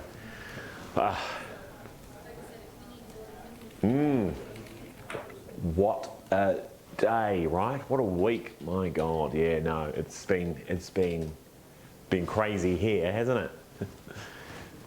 It's crazy at home too. So, yeah, no, it is. I'll leave you to it. I will leave you to it. So, yeah, no, because Fiona's mum, yeah, she's. Yeah, I won't burden you with it, but she is staying for the week, which is, what did I do to deserve this? What kind of hell did I do to deserve this? Why, for fuck's sake, God, have you forsaken me? Yeah, no, she's lovely, Diane. She is a blessing and a curse. So, No, she's nice. It's good. It is good to have Di at home. You've got in-laws, do you? Count yourself lucky. Count yourself really fucking lucky. No, Di's nice. Di is nice. Bit controlling. Bit controlling in the kitchen. You'd think, God, I didn't realise you owned the house now. So thought me and Fiona bought this house, but no, it's apparently your house and you do all the cleaning and you do all the cooking and I'm supposed to clean the house this way now because apparently you're in charge. And I didn't see that. I didn't see the roster where it says, Fiona and I bought this house and then we give it to Diana to run and control for the rest of her life. So I didn't see that when we signed on the dotted line. I didn't read the fine print where it was like Di's gonna control your life forever. Yeah, no, but it's nice to have Di there just to look after the kids. Anyway, I won't burden you anymore. What is this? What am I paying by the hour? Keep up the good work, and again, I'm just down there on the other end of the office if you want to. Oh, this here looks nice. You could chew that off. And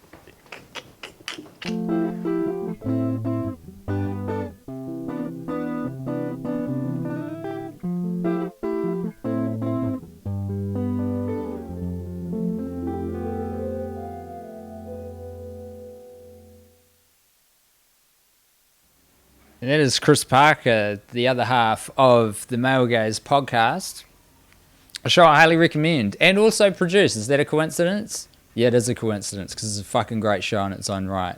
That segment's got more parts to it as well, so don't you worry about that. There will be more.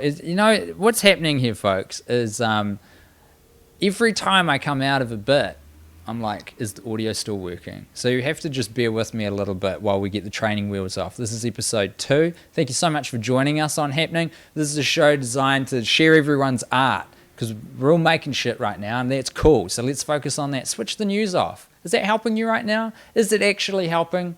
I don't think so. Send in your art. The email address is thisishappeningshow@gmail.com.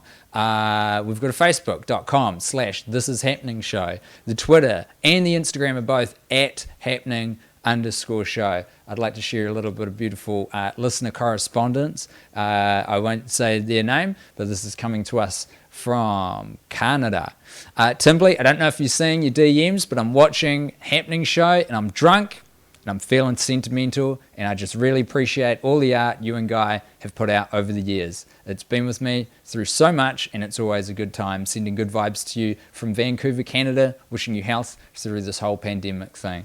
Thank you so much. That is a bloody beautiful sentiment. We're going to check in now with everyone's favourite guy, Guy Montgomery, who's been sitting in a tub since the very start of the show. We're getting up to 2 hours ago now. I can only imagine the prune state that his skin is in. Let's see if I can work the technical wizardry to get him back up. Okay, we've got Guy on the line and we've got Guy on video, and here he is now. Guy Montgomery. Oh, wait, let me play your fucking titles. Let me do this. Let me see if this works.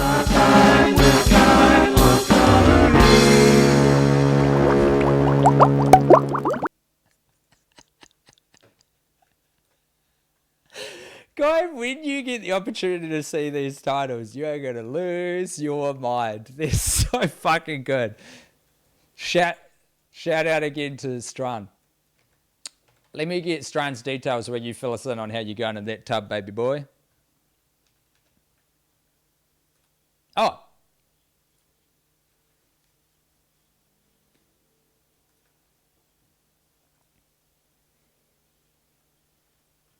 Mm-hmm.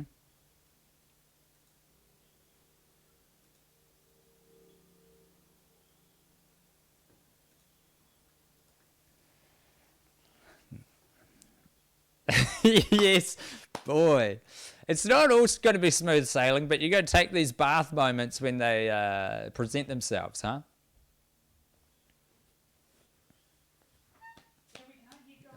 I can't hear. Oh, shit. This. Oh, okay. Monty, we didn't hear you. Sorry. Do you know, this is how good my wife is. She's been at work doctoring all day, and she's watching the stream, and she'll just periodically sprint down and say, Tim, we can't hear the Skype call. I'm going to start writing some notes for myself so I can figure out what buttons to push. Monty, from the top. Oh, man, I love watching you operate this thing. I'm getting better a little over time. You're doing fantastic, and you truly look so cool. You look fantastic. Where'd you get those glasses? These are from, this is how cool I am. This is from the Flying Lotus in 3D Those are gig. 3D glasses. Yeah, dog. Do they make seeing difficult? No, everything's just darker. I'm not convinced they do anything. I don't think you'd give it away for free if they were real 3D glasses. Hey, how's tough time going, Monty? You sort of told us, but I had you muted because I fucked up. Tough time's good, man. Just been watching the show, enjoying the show. Still on the same beer actually, but I did have a little toot on some weed, and I'm feeling pretty happily buzzed. I just really making the most of the afternoon, I guess. I'm loving the show. Show us some palms, show us some Well, feet. the thing is, both feet and palms have been above the water level the whole time. The soles of the feet actually haven't, but the toes, there's a bit of wrinkle now. Yeah, and just a little bit. Happened. I mean, 95 minutes in the tub. I haven't actually done my pits and bits yet, and I was wondering if you'd like to watch me as I sort of feel at least the armpits. I'll leave the downstairs off camera. I actually reckon that sounds revolting. So we're probably going to leave it there. Thanks for joining us, Guy Montgomery.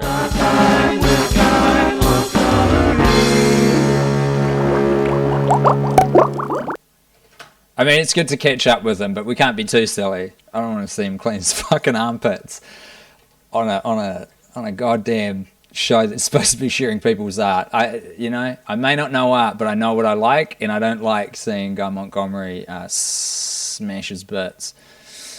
Folks, we've got more stuff to bring to you. What will it be next? Oh, yeah, that's right. Bottom gear. This was a fantastic segment that really popped off in our first episode. Sanjay Patel, very talented Kiwi comedian. I'll get his Twitter deets after this piece, but he has been doing a car review show. Oh, boy, I hope this works. The first part was dynamite. Let's see some more Bottom gear with Sanjay Patel. Opening the boot of the Toyota Sprinter can be done in two ways. The traditional sucker's way, which is opening the boot with a key, or the second futuristic way, which is opening your car door and then pulling on the magic boot lever. Sure, this is by far the longer and more effort involved way, but it's a magic boot lever.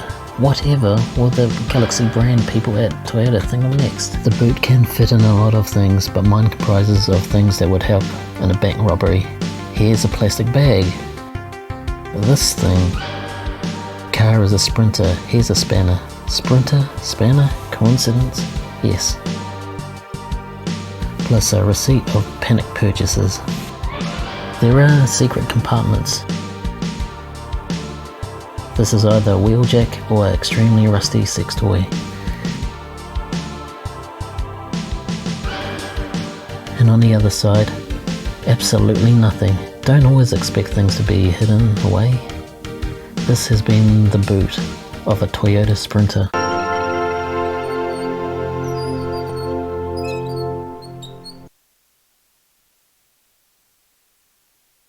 Part 2 of Sanjay Patel's fantastic segment, Bottom Gear. Once again, just praying that the audio was all good for that one, because I could hear it and it was very good and it was very funny. At the risk of being a very smutty show, we've actually got another segment that I'd like to do now. Oh crap, I don't have them up on Skype though, it's going to be a nightmare. What else have I got in my bag of tricks? Hey, if you want to get in touch with us, once again, the Twitter and the Instagram is the same. It's at @happening_show. I don't know if you can hear a dump truck happening outside my garage door here, but God bless everyone who's still working, keeping things ticking over at the moment, eh?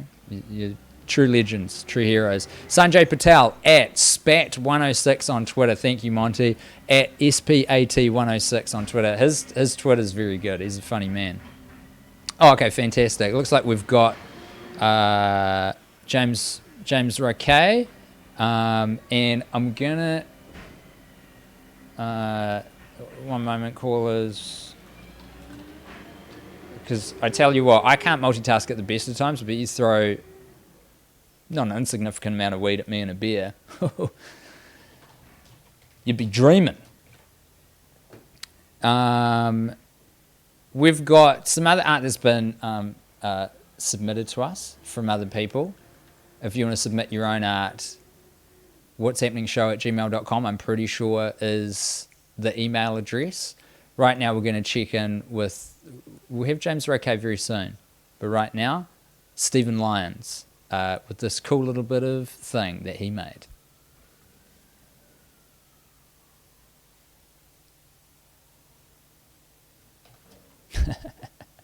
It's not there. It was a joke. So here is another comedian with another thing that they've made. We're periodically going to be checking in with Corin Healy, and here he is now. Let's see how Corin's doing. For the second week in a row, there's been no action on this project. No responsibility, no one's doing anything. This stops now. We need action, we need prioritisation. You're going to sort this out. I mean, what have you got to say for yourselves? Nothing. Typical. Right on. So Corin's lost his mind. Always gratifying to see, especially when you're in the thick of it. That was the key to success, I think, of the worst idea of all time. The podcast that Guy Montgomery and I did is people were like, these guys are not having a good time. So by comparison, I'm doing all right. James, are you there? I can't see you. Can you turn your camera on? Maybe, maybe not. That's cool. That's cool, baby. I got a title screen for you, bro. How about that? Yeah. Just be quiet for like 5 seconds. I can't remember if there's music or not with it. I've hit the button as well so that James will be coming through. I can already anticipate a whole bunch of commenters going, yo, we can't hear the man. James, hear me now. Hello. Thank you for joining us. Hey, thanks for having me, Tim. You're going to be doing a segment with us. Oh, Jesus Christ! I got a lot of software open. Let me bloody get a grapple on this bucking bronco. I'm having a bit of trouble with my webcam here. You're having trouble. I'm having trouble. We're all trying our best. How about James, I just be a here voice? To present another sexually charged segment for this very sexy second episode of Happening. You're gonna over the episodes over the weeks, hopefully this show can continue going. You're going to be sharing some of the very finest comments that you were seeing on Pornhub. Yeah, because of the thing, there's been a spike in Pornhub use, obviously because of the ISO, and I'm finding that people are being quite creative or quite weird with their comments on here. I actually did this research last night without not even as someone watching stuff on Pornhub, but I just went on there to look for comments, and it feels weird to go to that website without the notion that you're about to check it. But I found some very good ones. I found a top 5. Would you like a top 5 list, Tim? I'd love to. So people are going to watch me, by the way, because your camera's not working. So I'm going That's all good. Respond to these as effectively as I can. Let's hear the top 5 Pornhub comments you've seen in the last 24 hours. James Roque. Before we go into the top 5, I'd like to give a special mention to Bella Almana for shaking my head so much for social distancing and then facepalm emoji. On a video that was shared yesterday. So good on her for doing her part and trying to enforce some social distancing in the porn world. Here's a comment from Hanzo Main 5600666 a week ago. The comment is, "Nice muscles, King." So some really body positive. Yeah. Because I think there's not enough love for the male performers often in porn. Often overlooked. Yeah, so good for him. 13 likes on that comment. How does that rank in terms of Pornhub? Like, is 13 likes on a comment, is that doing pretty well? I'd say it's doing pretty good. James, what is this website? What is it? Pornspoke.net? Is that what it's called? I wouldn't know either. I got these from community notice board. The number one comment that I have has 52 likes, so that's probably like a good barometer for how well a comment's done. So that's number. If I can find a photo of you to put up, by the way, while we listen to you, because sweet. I think just a big old my face while you do this is crazy. Sorry, number 4 on your list, please. All right, number 4 on the list on the power rankings, the Pornhub power rankings is Le Porn Facile with "Sorry to disturb, but I noticed that the actress had a lymph node in her right groin. You have to be very careful with this kind of thing." Jesus.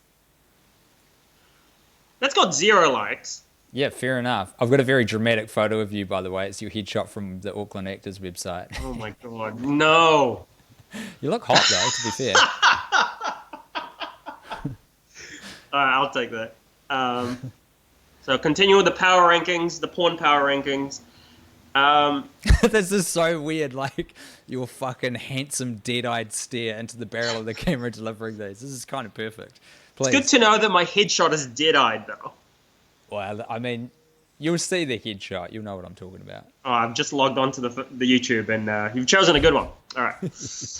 Amicar 2013. This is number 3 on the power ranking. I had to create an account just to tell you this, but the part where she gets on top is really awkward. So this guy would have been straight up jerking it and was like, you know what? I need to get this off my chest so bad that he made an account. Can you read the comment again? It's hard to get up on her. Yeah, I had to create this account just to tell you, but the part where she's on top is really awkward.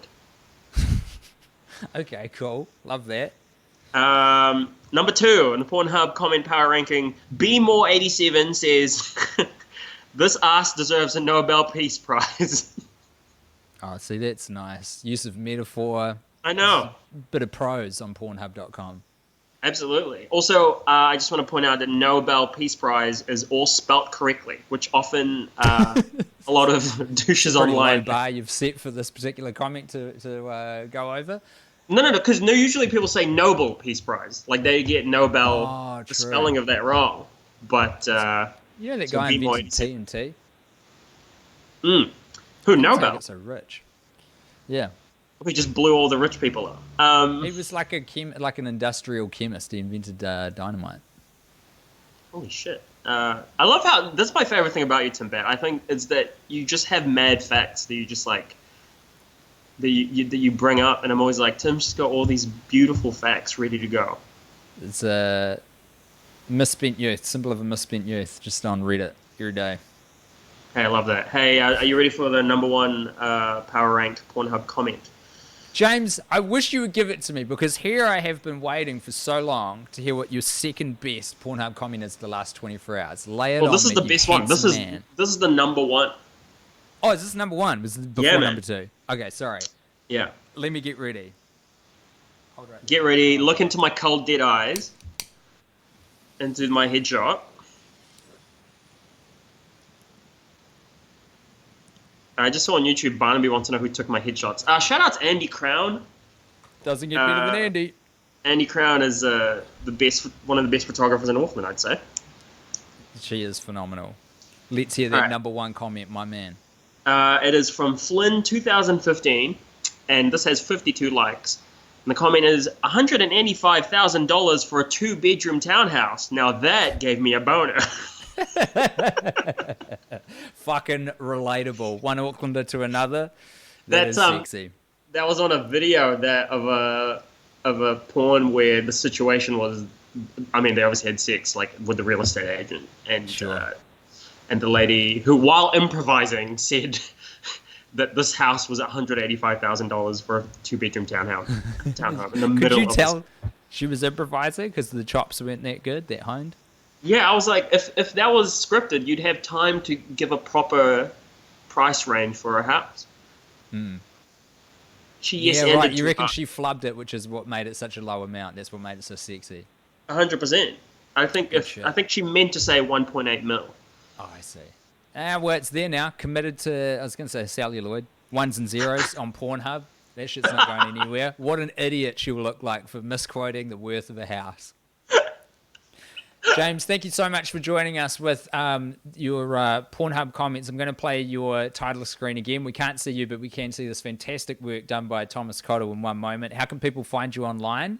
Just find me on Instagram, James Rocker, at most things. Hey, Tim, you're doing a great job, I just want to say, mate. This is a hell of a show, and I can't wait to see Guy Montgomery's feet again. I don't know if he's coming back. He threatened to wash himself live on before, and it's not for me. Maybe I'm being too harsh, though. At any rate, here's your Pornhub titles again. Fucking sick. Great job there. Oh, that is some beautiful shit. Okay, bye there, James. Bye, Tim. Hey, this is a lot of fun. We're going good. I think we're all having a good time. I'm now going to throw to something I tried to throw to before. This is a cool Auckland comedian called Stephen Lyons, who's a fantastic improviser, and he made this beautiful thing. It wasn't made for the show, but it was made and given to the show. So this is Timbo saying, I'll allow it.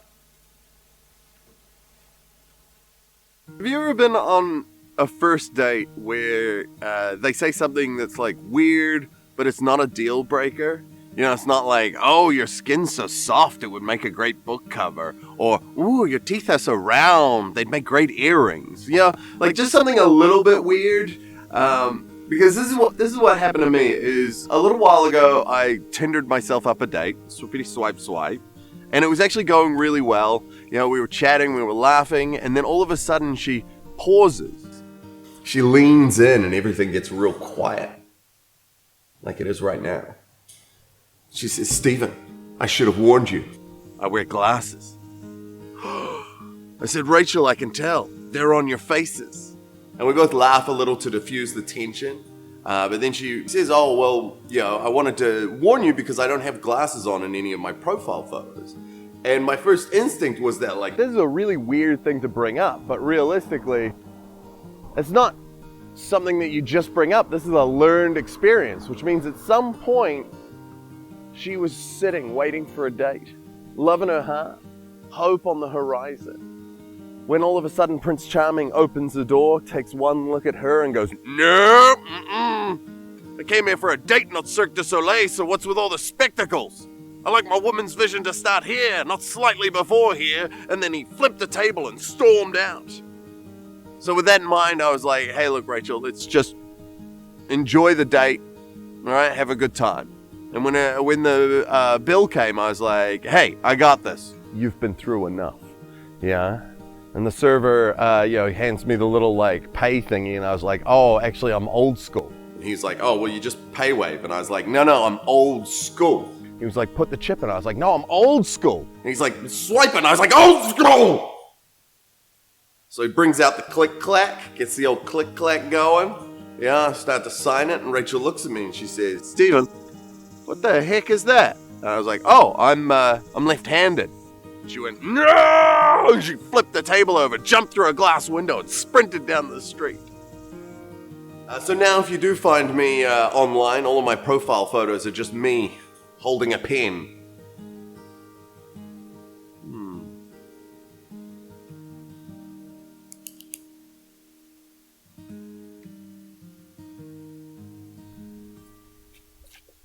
Stephen? Oh, hi. That's Stephen Lyons, babies. Look him up. Fucking funny dude. I had good fun with that. Now, we have got another friend of mine. Now, this guy, well, hopefully. Let's see if it actually works first. I shouldn't write a check my butt can't cash. It's Tim Batt here, by the way. This might be my one opportunity to use a Chiron for myself if I can get it to... Yeah. The fucking system works, folks. It looks like I've got my pal, Barnaby Frederick, on the line. He's successfully connected. So, Barnaby, before I bring you in, I'm going to play a fantastic title sequence which you put half of together. Hopefully this works.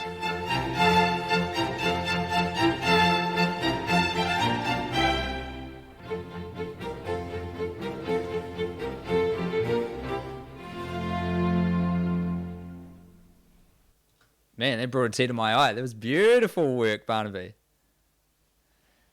You and Thomas Codle on the ones and twos. Blam, getting that done. I love it. Love to see it. Good teamwork. How you going, man?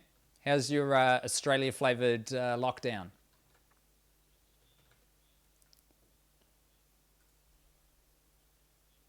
Oh, sick.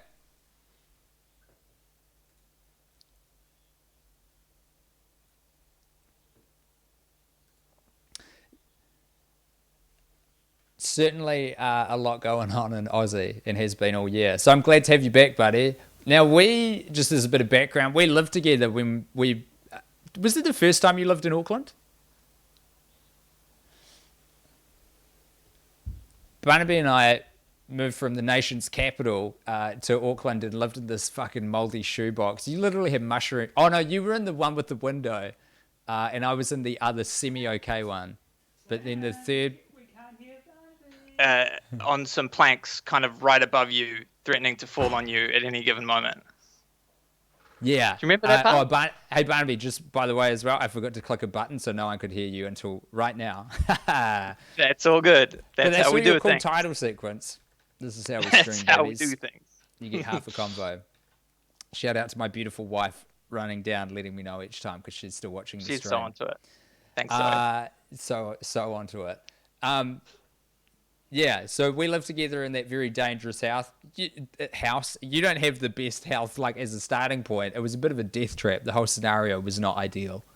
No, and we lived with an Irishman who brought home various kind of... Was it scabies or was it some kind of... Yes. Yeah, or some kind of... Guy runs a fucking bar now. Yeah. Some kind of flesh-eating bug type thing. Oh, It's boy. great. Yeah. What a tangled web we weave. You're joining us for the Poetry Corner. Yep. My man, share some words with us. Well, so a bit of background. Myself and my partner Mary we've just moved back from Australia due to this whole thing, and we moved in about 3 days. We're back in New Zealand. We're isolating in a little hired batch by the beach, and it's great to be back. So I've written a poem about being back in New Zealand. It's called original Kia Ora. work? Yeah, this is original work. Kia Ora, yeah. New Zealand. Awesome. Okay, here we go. Fish and chips on the beach. Salty air blowing in our faces. Backyard cricket. Hit the ball, but don't break the window of the neighbour's house. Tomato sauce and ice cream dripping down your chin. And Marmite too. Yum, yum. Gumboots. Put them on. Pohutukawa trees in bloom. Biosecurity. Keep it tight. Don't let that stink bug bite. Kia ora, New Zealand. It's good to be back. Wow, dude. It's an original piece. It's like a 7-year-old fell out of an All Blacks match and had to get pen to paper lickety split. It's my poetry skills have not evolved much since I think primary school was probably the last time I wrote it. So it's in that kind of earnest vein of a poem that you might read at the assembly. I loved every bit of it. Barnaby, I think you're going to be part of the staple. Is it staple or staple? I think it's staple, helping us put the show together on an ongoing basis. I'm glad to be here. You into it now. Yeah, I'm here now. The thing you got to know about Barnaby, everyone, is that he is obscenely talented. So he's got a lot of skills, particularly in sort of the tech and video editing realm. He's also very, very funny. So can't wait to have more screen time with you, more titles. It's good to see you, bro. You're doing a great job, Tim. We're loving the show. We're doing what we can. Send my best to Mary, and I'll catch you later. Okay. Catch you later. See ya. This is fun. We're in control. We've got the wheel. Now we're getting starting to get a bit of correspondence now, which is always gratifying. So let me share some of that with you now. A young man called, I'm presuming a man, might not be, Zach. Zach has said, hi Tim and Guy. I mean, Guy's in the tub. I've been a fan for a few years now, seen you both live a couple of times in Melbourne. I wrote this short story a few years ago, but have been editing it in quarantine. I thought you might like to read it. Thanks for the show. It's really great. Say my name, Zach Mullane. My Twitter is at Zunderscore_M. Zunder like thunder, but a Z instead of the TH, and then score, and then a capital M. I don't think they're case sensitive. Oh, how long is this? Oh, fuck it. Let's do a little reading, shall we? In fact, you know what I'll do? Because he gave me permission, because he's a legend. My lovely, beautiful friend Luke, who's more creatively known as Eyeliner, formerly more known as Disaster Radio. I'm going to play one of his tracks because he's let me do that, because he's very kind. What's one that I like the most from this album? Oh, this is a good one. Hopefully it's not too loud. Just a little bit of ambiance for Sir Dale and the Pixie. Gather round, folks, and I'll tell the tale of the bravest knight ever, Sir Dale. When the fierce dragon tried to attack, Sir Dale stood fast and climbed to its back. It writhed and slithered and yelled, "What the heck?" as the knight plunged his sword deep in its neck. When the uprising of witches began, Sir Dale really proved himself a man. They attacked from the sky, riding on brooms, as behind them a powerful storm loomed. Sir Dale has a plan, the men would wait, and he himself would volunteer as bait. He drew the witches out under the cloud, where the thunder and lightning grew so loud. As the strikes came down, the witches were shocked, and they all fell to the ground, hard like a rock. There were many quests where he did succeed, but this story is not about those deeds. It starts with him riding back from conquest. The sun was so hot, he needed a rest. He tied his horse up and lay down in the shade, and dreamed of the many times he would get laid. For you see, Sir Dale was quite good looking. The ladies who wanted him would need a booking. Baller. Of course it helped that he was so brave, Sir Dale and Pixie Zach Mullane. He was the sort of man the ladies would crave. There were men too who wanted his bed, but he didn't mind. Head was head. And just then he heard the most beautiful song. It made the sun shine brighter and the grass grew long. He awoke from his dream and got up to find the source of the voice that was invading his mind. He stepped down the bank and over the river and called to the voice, "Hey you, come hither." The song suddenly stopped and all was quiet. The silence made Sir Dale kind of want to riot. But then from behind the reeds called out so pure, "What do you want? You smell like manure." Sir Dale peeked up and ran towards where he thought he had heard the voices behind those words. He pushed apart the reeds and grasped at the sight. A beautiful pixie stood nude in the light. Her hair a bright blue short on her head. Sir Dale decided that she and he would be wed. Before she had the chance to put her clothes on, Sir Dale ran up and picked out a rose. He kneeled down and smiled his most charming grin. "Milady, you know you have incredible skin." The pixie was annoyed. She wanted some privacy, so she gave him a stare. It was oh so icy. Sir Dale stood up. He didn't understand, for he was the most handsome, bravest knight in the land. I'm going to start another Disaster Radio track. It's such a good album. It's called Sweet Shop. He made it when he was like off sick. He broke his leg for a bit.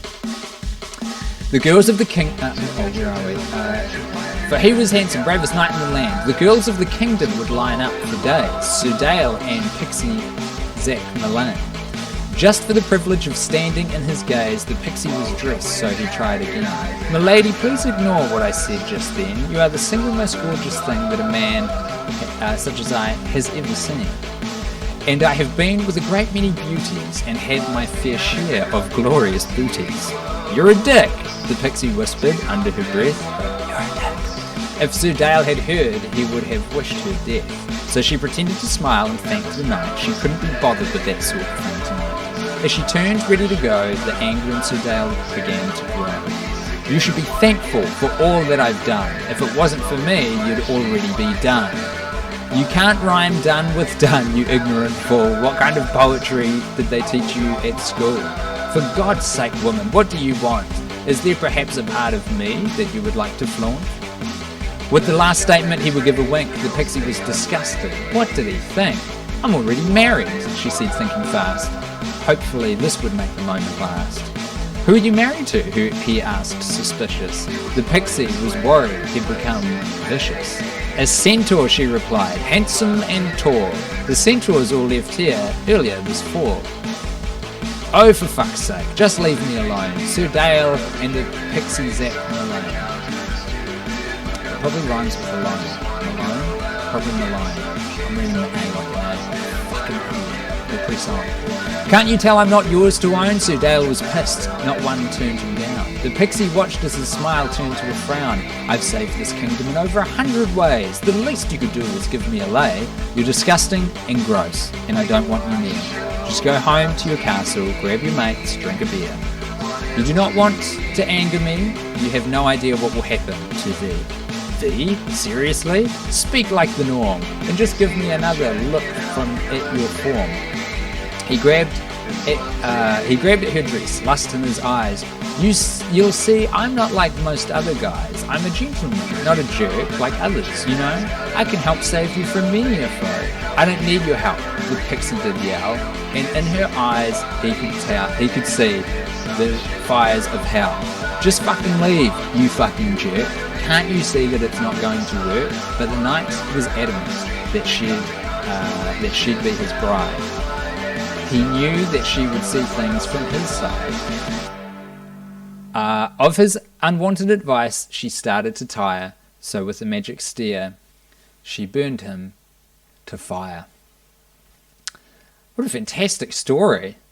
I like the moral as well.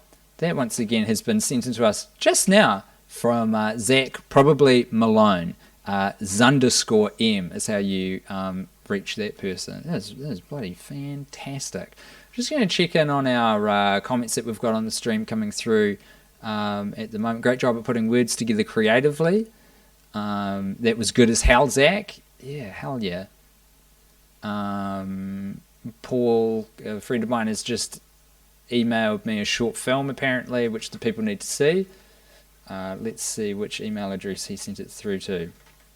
So Paul, if you don't know, and you don't, because I've just called him Paul, Paul Williams is an incredibly talented actor and comedian and musician. I think predominantly probably IDs as a musician. And he's very good at everything he does. He's one of those annoying people who like just kind of rules hard at everything. It gets a little frustrating. He sent us a movie to watch, and normally I wouldn't do this. I've been trying to avoid streaming stuff because I know it can go wrong so easily, but Paul said the people need to see it, so I'm just going to play it, and I'm going to hope that it works, and we're going to see how this goes. I mean, it's not even, I don't know. We'll see if it works. New York City, the Big Apple, my hometown. Most people dream of one day. No, dog, I'm not going to do Paul dirty like that. This is about 8 minutes. That was far too quiet. I'm going to download that, put it on the next episode, fix up the audio issues. I got you, Paul. I won't play it right now, but only because I fucking love and respect you too much. Do you know what? To end the show off, because I think we've been going for quite a long time now, let's see if I can get this here thing to work. If you would like to give us a bell, then you can. You can call us on the Skype. We've got a Skype account. We bought a number, so if you just got a cell phone, you could just ring us, or a landline, as a phone call. Went out and bought one. Oh, which reminds me, actually, and look, I hate to do it, but we're rounding the show off. If you'd like to make a contribution, because this has taken quite an investment of time and money to get set up, and I hope to do lots more of them, and God willing, would love to get some payments back to the artists who are throwing their work in to this project. The PayPal is just the email address if you want to buy us a coffee. Chuck us $2-3.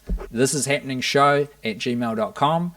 Building a Patreon at the moment, which will be, I think, patreon.com/happening show once they approve it.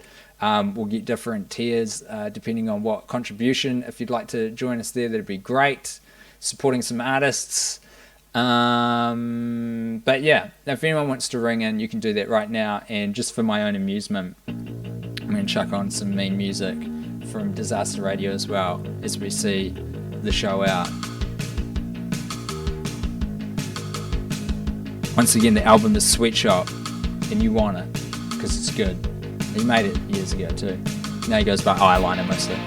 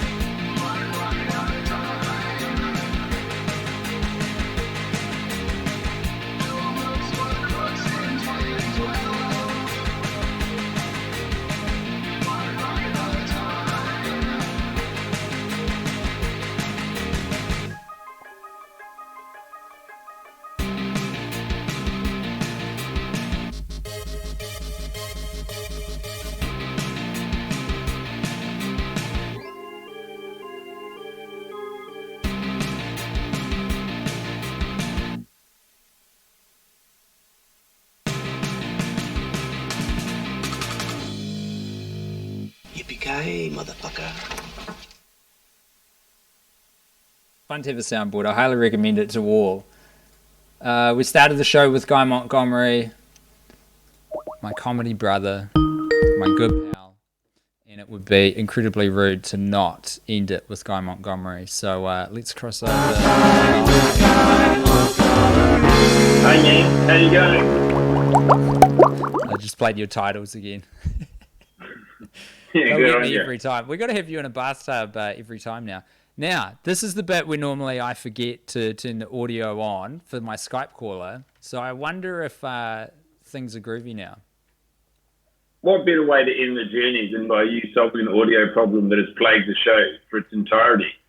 Exactly. I think it's a beautiful piece of closure. As will, I think, seeing the colour of the bathwater and the pulling of the plug be for the viewers.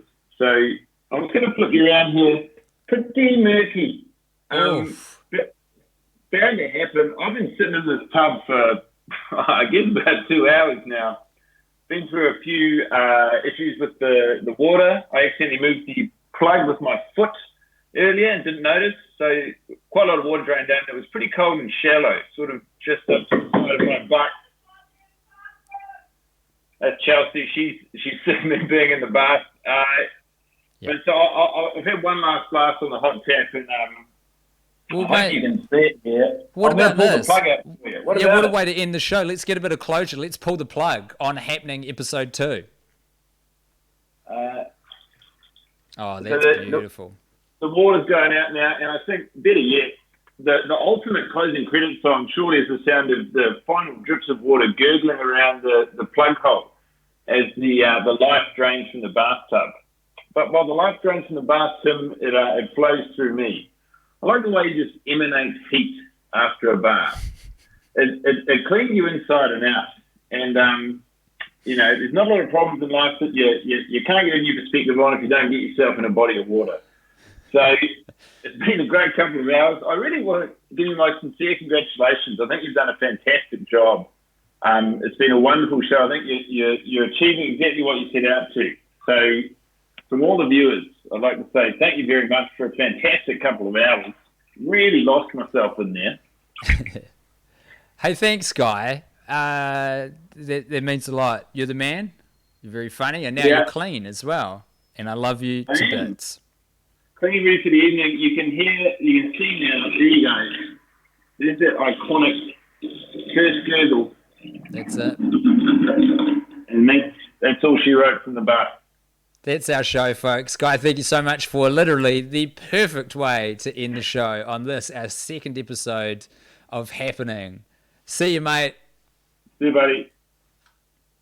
Bye, everybody. You can catch you can catch the show whenever it's on. I don't know. Going to try and do more. Every couple of days would be the ideal. I think we've been broadcasting for about 3 hours now or something, but it's been a hell of a lot of fun. 2.5 hours. A few teething problems at the beginning. We're just learning how to do this stuff, but I appreciate you bearing with me, and we're going to go out on some more disaster radio because I love them. Hey, just find some little fun things to do out there, folks. Send me your art. Get in touch with us. Let's build a community, hang out, fuck around, smoke a little weed if that's your thing. You don't have to. I'll catch you guys on the next episode of Happening. Goodbye.